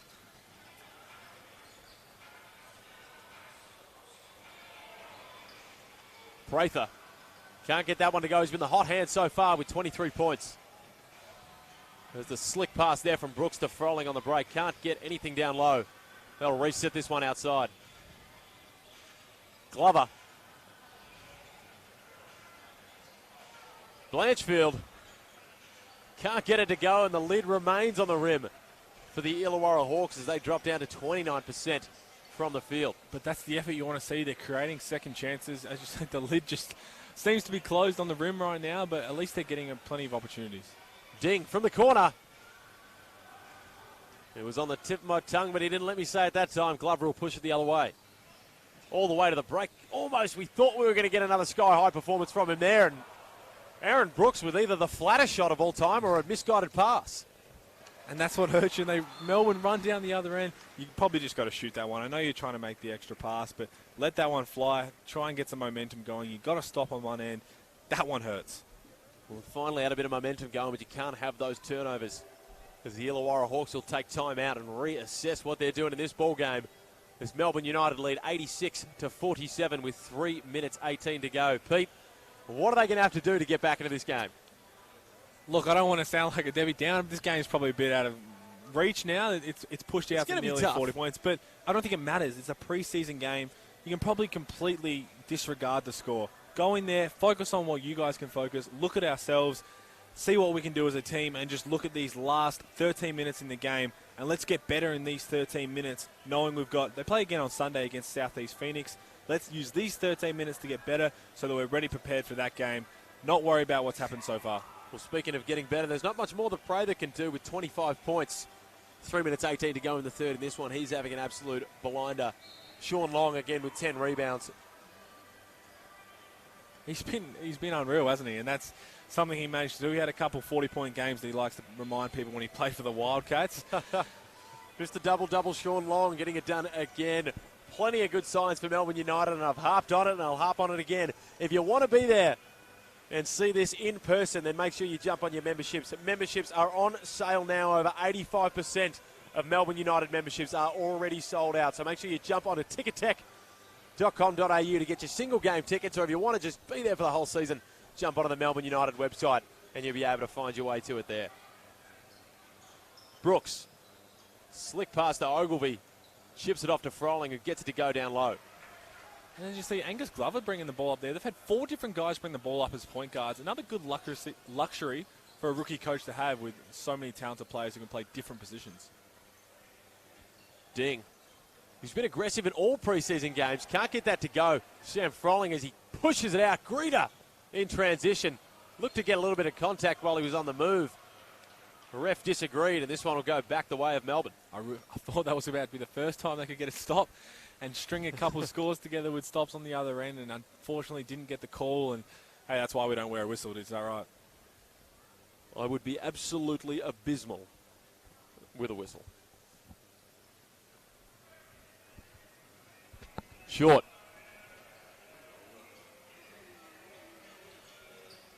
Trimble. Melbourne just taking their time outside as Prather looks to take advantage of the mismatch on the block.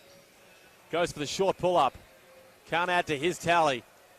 Glover will push it out the other way. Interesting lineup for both teams right now. You've got Sam Froling playing the 5 and Jack Purchase playing the 5. Trimble pulls down that board. Can't get it to go. Purchase from outside. Knocks it down. He'll be happy to see. That's his second one of the game. Struggled in the first few preseason games. Did his ankle. Came back. He's finally seen the bottom of the net. He's got a big smile on his face. Well, he's a development player, and he's one of those guys that can just come in and knock it down from deep. He was a shooter in college, had a great career at the University of Hawaii.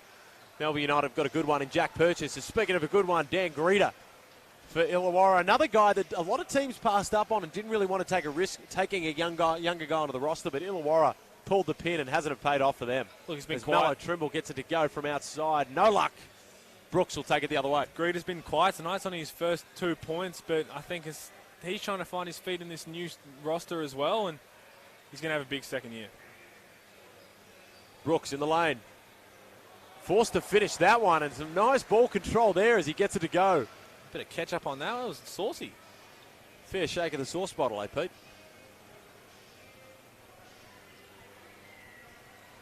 Short. The Wild Ding looking to get in the paint every time he touches the ball. As Sam Short looks to get it to go. Gets it. That's a home boys A bounce. couple of roll. That's a home ring for him. And the crowd likes to see that go down. The hometown hero, the Ballarat local, Sam Short. They're getting whatever they want in their offense. It's got to be pleasing for Dean Vickerman. They nearly put up 103 quarters, and they get to cause another turnover there. Well, the pressure's been there on the defensive end as well, holding Illawarra to 31% from the field. As Purchase will try his luck at another one. Can't get it to drop. Glover. LaMelo Ball looks to sub back into the game with Sunday Deck. Not sure he'll get the chance to do it this quarter, but you'll expect to see both those guys starting off the fourth. Glover, hard left. Trimble looked to have the strip there, but the ref disagrees with him, and Trimble not happy with that one. 4 personal fouls on Mallow Trimble right now. It's been a pretty foul-heavy game. And LaMelo Ball will sub in here with 4 personals of his own as he subs out Aaron Brooks to the applause of the crowd. You're pretty confident that applause was for Aaron Brooks going out or Mellow Ball coming in? No, that was most definitely for LaMelo Ball coming in. But it's a great, strong move. Young kid, first year, comes in, puts his head down. They need more of that. That's what's going to help them. Well, they've been getting, as we've mentioned multiple times, they've been getting to the right spots. They've been attacking the rim well, but just can't get it to go. Anytime you have 14 turnovers, and we haven't even got to the fourth quarter yet, you're going to have trouble. Melbourne United with only 6 there. Well, they're only losing the rebound count by 4, which is surprising, seeing how many second efforts that United have had. Prather looks to push it down for the last attempt. Gets it to go! And one. What a way to finish the third quarter and rub more salt into the wounds of Illawarra right now. That's a scary sight for the rest of the league. Casey Prather taking it from one end to the other in under 4 seconds. And it's something you don't see that often. Sunday Deck subbing in with .01 seconds on the clock. Now, Sunday Deck's a bold strategy, Carton. Let's see if it pays off for him. Is a great defender. Of course, he came in for Damian Martin, but you're going to have to be a pretty seriously special defender to be able to make a difference in .1 seconds. Well, I saw him clap his hands, so he's probably done his job there. Well, you know what? There's not much else you can do. There's not much else you can do in that time. Very tactical sub there from the Illawarra Hawks. But we'll go into the last quarter here. 94-54. Melbourne United leading the way. A bit of a statistical update. Casey Prather on fire with 27. Ogilvy for the Hawks leading the way with 12. Sean Long missed a double-double with 10 points. Josh Boone leading the way for the Hawks with 7 rebounds. Sean Long, of course, with 10. And Mitch McCarron tied up with Aaron Brooks for 4 assists. Interested in your thoughts. We look at those stats. There's a 40-point game. There's 1 quarter to go. Melbourne have played terrific basketball, which is something we haven't really seen collectively for a long, extended period of time in the preseason. You're Dean Vickerman right now. What are you saying to your team going into this last quarter with a 40-point lead? I'm saying, guys, I know it's real tough without Felix von Hoff and Peter Hooley in this lineup, but we're going to have to find a way to push through in this contest. No, it's right now, as the exact same thing that you said for Illawarra. You come into this quarter at 0-0. You probably don't even change your lineup. You know, in a lot of games, you come into this last quarter, as you can hear the crowd getting up and about for the halftime contest here. There's 2 little young tackers. Who are knocking him down. Who are knocking him down. I'll tell you what, Illawarra might need one of these guys out to knock down a shot at the moment. Haven't been having the best shooting night so far. But I'll tell you what, a little fellow in a LaMelo Ball action. Lithuanian jersey. And a question that's come through on the stream from Corey Becker. How much potential do you think that this 1920 Melbourne squad has?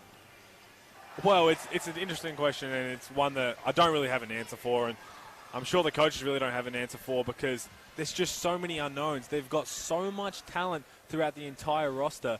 But if you talk about potential, if you talk about the height of absolutely everything going well, if you talk about everything going well for this United team, they can put it all together. They've got a roster that's not going to lose many games. If they reach the absolute height of their potential, they're not losing too many games. Well, it is, but you've got to remember there is only one ball out there on the floor, and that's going to be up to Dean Vickerman to be working out the role clarification and who does what for this team. But I'll tell you what, when you look at the league as a whole right now, I've said it before on a previous game, but it really doesn't matter who the Perth Wildcats put out on the floor. The culture that they've built over there, and it's what every other club is trying to emulate. For sure. They're going to be there at the end because they've got a winning culture, and it's going to be very hard to see them not right there at the end, no matter who they put on the floor. Well, they brought back Tarico White. Obviously, Bryce Cotton's there. He's trying to become Australian. The retention, the Wildcats' retention, it's paid dividends in the past, and I'll tell you what. And they've loaded up Melbourne some United extra. team has a lot of talent, but you can just never, it's going to be some great matchups for the Wildcats. It's Froling. Takes it hard left against Sean Long. Can't get it to go. But again, he gets a tap on his ear for his trouble, and he'll go to the line. wouldn't be like this game to start off with a foul in the first 13 seconds of the fourth quarter. There's been plenty of them called. Guys will be adjusting. As you said, the refs are still adjusting to the game, but that's the aggressiveness you want. You talk about the young roster that Illawarra has. You want the confidence and the aggressiveness from all their players, and it's good to see that from Sam Froling right there. Well, of course, in this game brought to us by the TAC. Now, if you are going to come out to a Melbourne United game, it's probably good we speak on road safety there. If you are going to come out to the next game, of course, with Melbourne United, because they are bringing basketball to a few country regions here. On Wednesday, September 25th, Melbourne United is going to head down the highway to take on the Wildcats in Geelong. And this game brought to us by TAC. If you are going to head down to Geelong, stay safe towards zero, reducing that road toll. What an exciting game that's going to be. I know it's after the Blitz. It's very close to the season, so expect to see a lot of That's good going to basketball. be two full-strength teams with everyone back in the lineup. If you get to Geelong for sure, make sure you get there and you get there safely. Mitch McCarron with the tough finish. We talk about Mr. Do-It-All. Stat stuff of Mitch McCarron.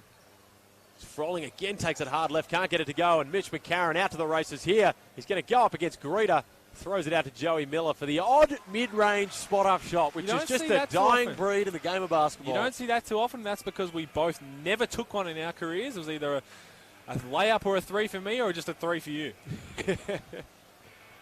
LaMelo Ball fights to get open. Greeter.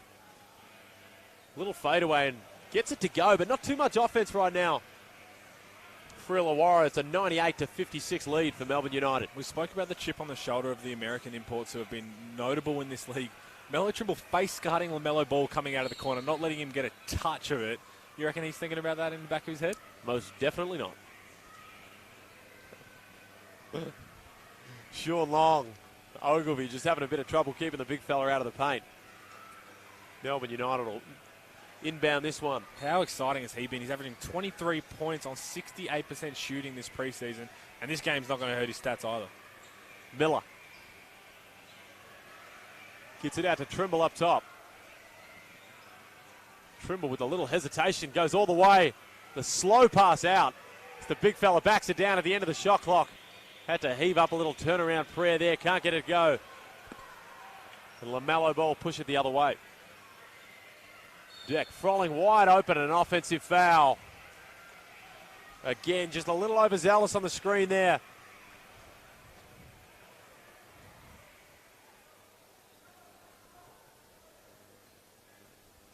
Joe Aquil, of course, we've mentioned multiple times, having But a his fantastic, name is pronounced wrong. Yes, correct. having a fantastic preseason so far. Where do you picture him? Where's your sort of minute prediction? Averaging 20 points and 10 rebounds in the preseason. What's your sort of minutes prediction when you look at the lineup for Melbourne throughout the season? Well, it's like, do they need him to put those points up? That's the question. You've got three elite imports, restricted players. We're trying to change the wording of that, make it feel a bit more special.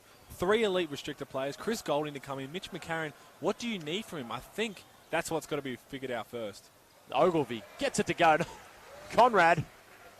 Geez, he won't be Easy happy to mix know. up there. No, he won't be happy with that one. To do that.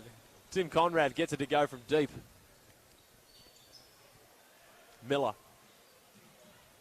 All the way into the paint. Far too easy there for Joey Miller. And a little bit of energy sapped out of this game, as you can imagine, with a 100-59 lead to Melbourne. But you remember, it is preseason. It's Joey Miller again just fighting. And we talk about guys still playing with intensity. Joey Miller right now, another dude that's fighting for a bit of recognition on this national scene. He had a great NBL one. He's obviously coming from America. Played in the G League for a few years. And he's just getting his opportunity now. He's had 2 buckets in a row, so taking advantage of it. Ball.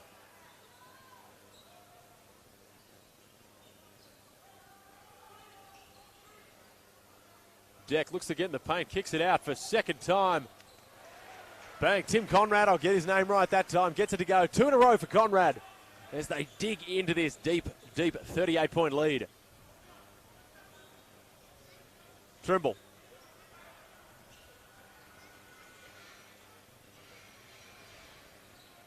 Miller from the corner. Again, just a rush shot there, can't get it to go. Sunday Deck pulls down the board. Dan Greeter going the other way, looking to rack it up from deep, can't get it to go. Joe Aquil pulls down the board. And you know he wants to get off to the races, but he'll give it off to the point guard instead in Melo Trimble. Sean Long. A Quill from the corner. Good luck contesting that from that high up there. There's that one. The referee says he takes his time to make the decision. Toss a coin. Toss a coin, Felix. Tosses the coin right out of the pocket and lands on heads, and United will keep it. I know we're not in the greatest spot to see that from here. It looked like it was pretty clearly off United. But, hey, another chance to put a point on the board. Inbound to McCarron. Trimble up high. Looks to have the hands in there. So McCarron just splits the gap a little too low for Sean Long. Couldn't wrangle that one in. And Illawarra will push it the other way.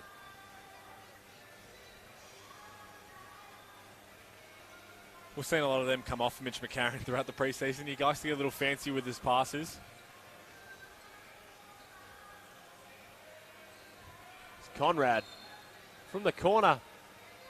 Steps out of bounds there. Little diversion play. Ran LaMelo Ball off a few screens and Tim Conrad popped the other way. Well, I'd like to see, and personally, I'd like to see LaMelo Ball a little more involved in a couple of these offensive possessions. It seems like he has sort of just taken a bit of a back seat on a few of these. Which is great as a team aspect, but you're right. The game's probably out of reach now. You've got 4 fouls. You've been successful with the ball in your hands. Let's see you go a little bit more. It's what the people are here to see. It's what we want to see. Let's showcase a little bit now. Well, it is going to be a big feature throughout the season. All of the next stars that are in the league, instead of taking those college opportunities, they'll come down to the NBL and apply their trade. Mello takes it into the paint. Can't get that one to drop. Miller will push it out the other way. McCarron. What a tough finish. That's a big man right there. Takes it through. You can't take that one in the charge circle. Puts that one in for 2 as LaMelo Ball looks to get in his bag a little bit on the handle. As Conrad says, this is my show. Can't get it to go for the second time in a row there as Sam Froling picks up the rebound. And he'll take it up with the left. Can't get that one to drop. Trimble pushes it out the other way. From deep.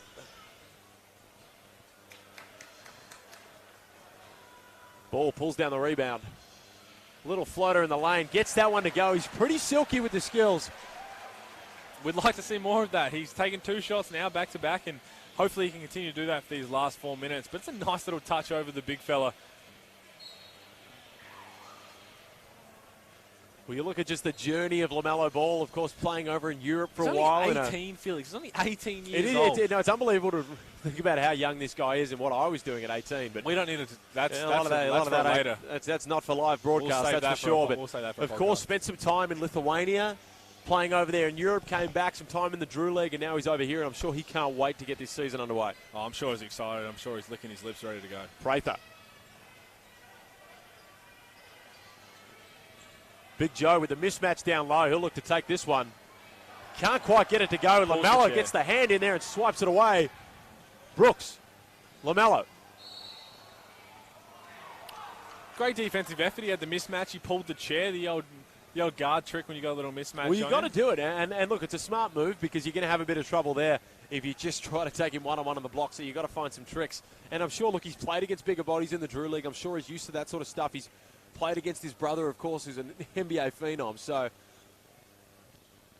sure he's got plenty of tricks there that we'll be able to see throughout this year. Short. Ding, he's been aggressive all night.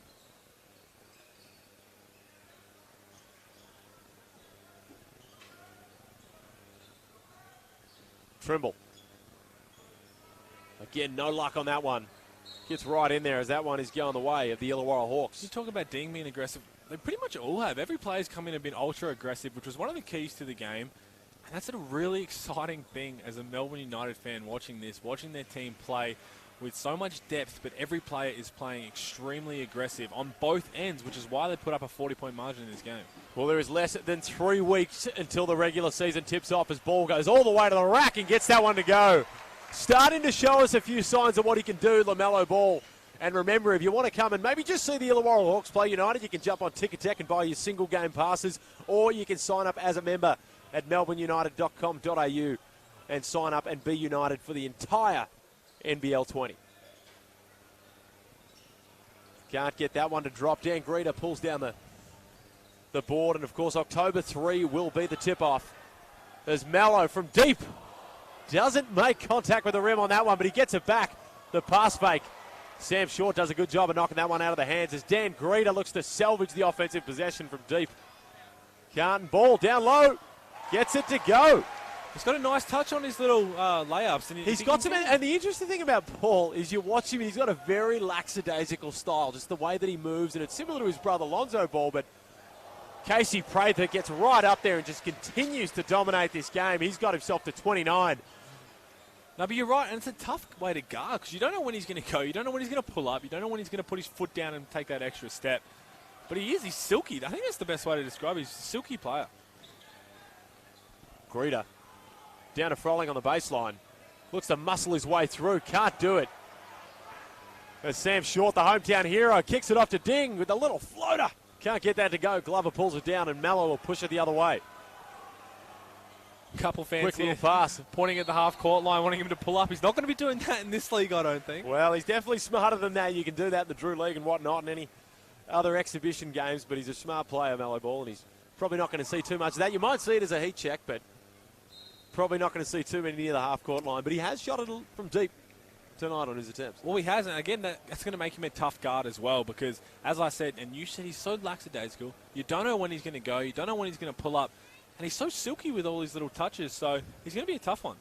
Well, the hype is building for the start of the NBL season. You'd almost go and say that this is the most star-studded Melbourne roster, or definitely the most star-studded Melbourne roster we've ever had. It's verging on probably that hurts, mate. I was on the team for a little most bit. star-studded Melbourne United roster. Probably the most star-studded. I've said star-studded about 7 times right now because that's what it is. Star-studded roster in the NBL in recent time. Because they spoke about Melbourne's championship roster being right up there with one of the best of all time. We haven't heard too much of that talk amongst Melbourne fans. Has definitely been the talk. But in terms of the general NBL, do you reckon this is right up there and one of the best, in terms of on paper, one of the best teams? You can't talk about performance because there have been some great teams in this league that have performed. And until you put that championship in the mantle, you can't say you're one of the best teams. But right now on paper, the hype's building for this team to be one of those. Well, look, as a guy who was part of that championship-winning team, that so hurts. was I. So was I. Sorry, I was right in there as well. You did help hold the trophy. Yeah, they're for sure. There's no doubt about it. They're so talented. They're so star-studded throughout. And I'm trying to think of, other rosters who are loaded up like this. Well, it's tough. Feel free to message any through to the feed if you think there's a better roster that's been in the NBL. Not than this talking one, performance. It's definitely tough. Not talking performance. You're talking strictly names who have known players and the roster depth. Look, you might be right, and I hate agreeing with you because you're really right. You've said Kouat Noi. If he wins it, I have to eat my words again, but you might be onto something there, Felix. 106-68. A dominant performance by Melbourne United in this one. Casey Prather leads the way with 29 points as he looks to add to his tally right here, and he does by throwing it down. And a little stare right on the head of the young fella, Sam Froling. He gets his total to 31 in this preseason contest. Jeez, how good does he look, man, when he's aggressive? He has been looking fantastic. You talk about 13 months away from the game. He is looking fresh as ever. Glover. Froling down the lane. Can't get it to go as well, but he'll get the reach-in call and he'll go to the line for 2. He's been saying that he's been upset with his inability to finish dunks in traffic. He missed a couple in preseason games, but he's gone up for a few and he's flushed them all down tonight, and he's going to be happy with himself. We'll have to catch up with him post-game. He's got a big smile on his face. He had some words to say. There's the Florida Gator, Casey Prather, coming out. The Florida Gator, you know what? He's a couple of points away from doing the Gator chomp to the fans here. Froling.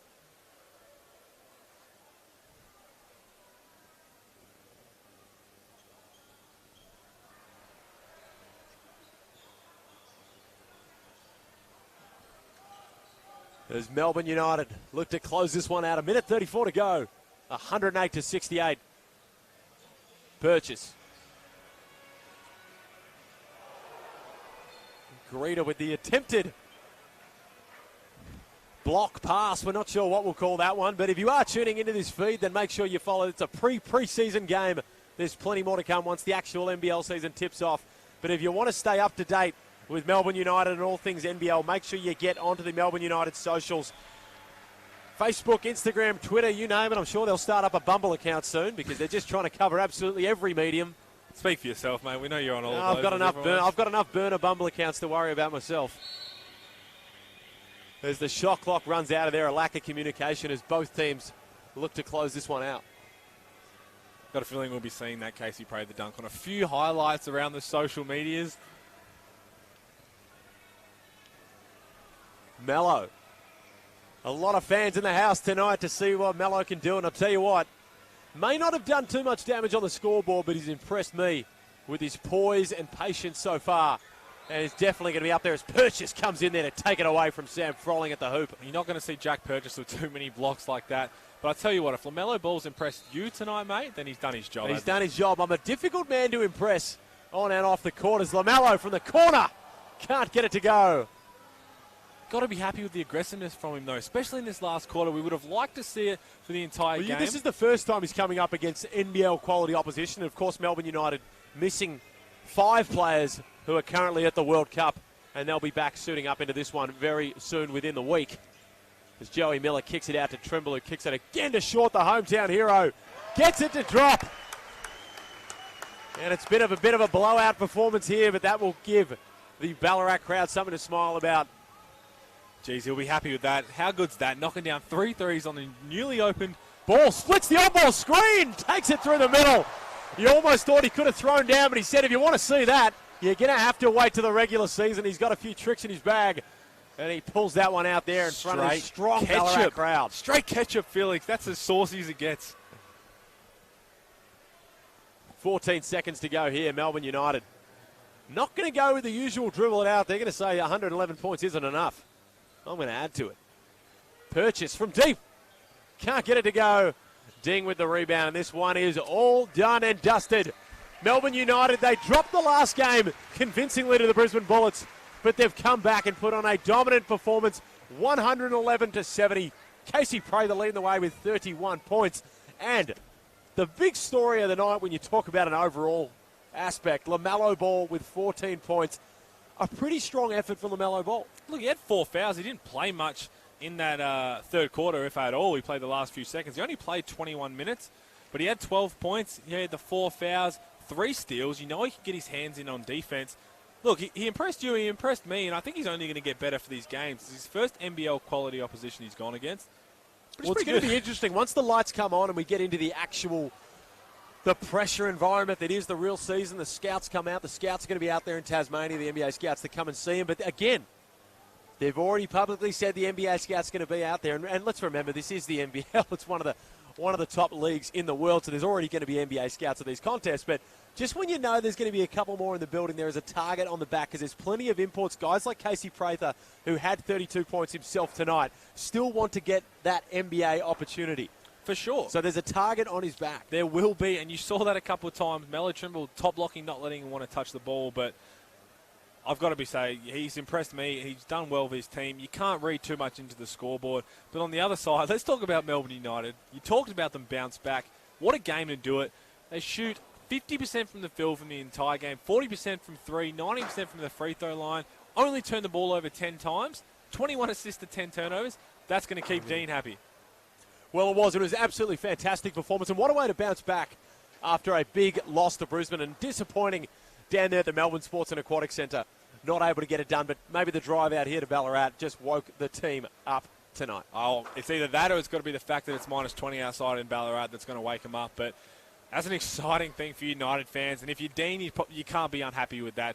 He's probably been told the Boomer score. He's probably going to be a little flat. But besides that, he's got to be happy with how the boys played.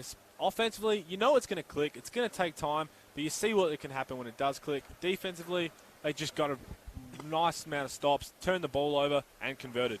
Well, it was all guns blazing for Melbourne United tonight. The only negative coming out of this game, Sam McDaniel going down with an ankle injury. He's still over there with the ice pack on, so it remains to be seen. I'm sure some news will come out shortly on what that injury is. But don't forget, there is still preseason games to go on after the Blitz. The biggest game, in my opinion, in the preseason for Melbourne is going to take place on the 25th of September against the Perth Wildcats in Geelong. We will be there, and we're excited for that one. That's right before the season starts. Full squads, championship matchup. We'll be there calling the game. It's going to be an exciting one to watch. You've called the Perth Wildcats will be there at the end. Well, I said the Perth Wildcats, you can never write them off. We and know I'll tell you what, United will be there at the end, so that's going to be a great game to be down there. Tommy's getting us an Airbnb. We're going to be there for the night. Well, I'll tell you what, I'm excited about the game, and I'm excited because it's also uni night in Geelong on a Wednesday, so let's all have a cracking win and a good celebration after, but we can't forget to shout out the sponsors: Tyre Power, SodaStream, Trojan Tools, Dream Street Lending, Buller, and B Solar.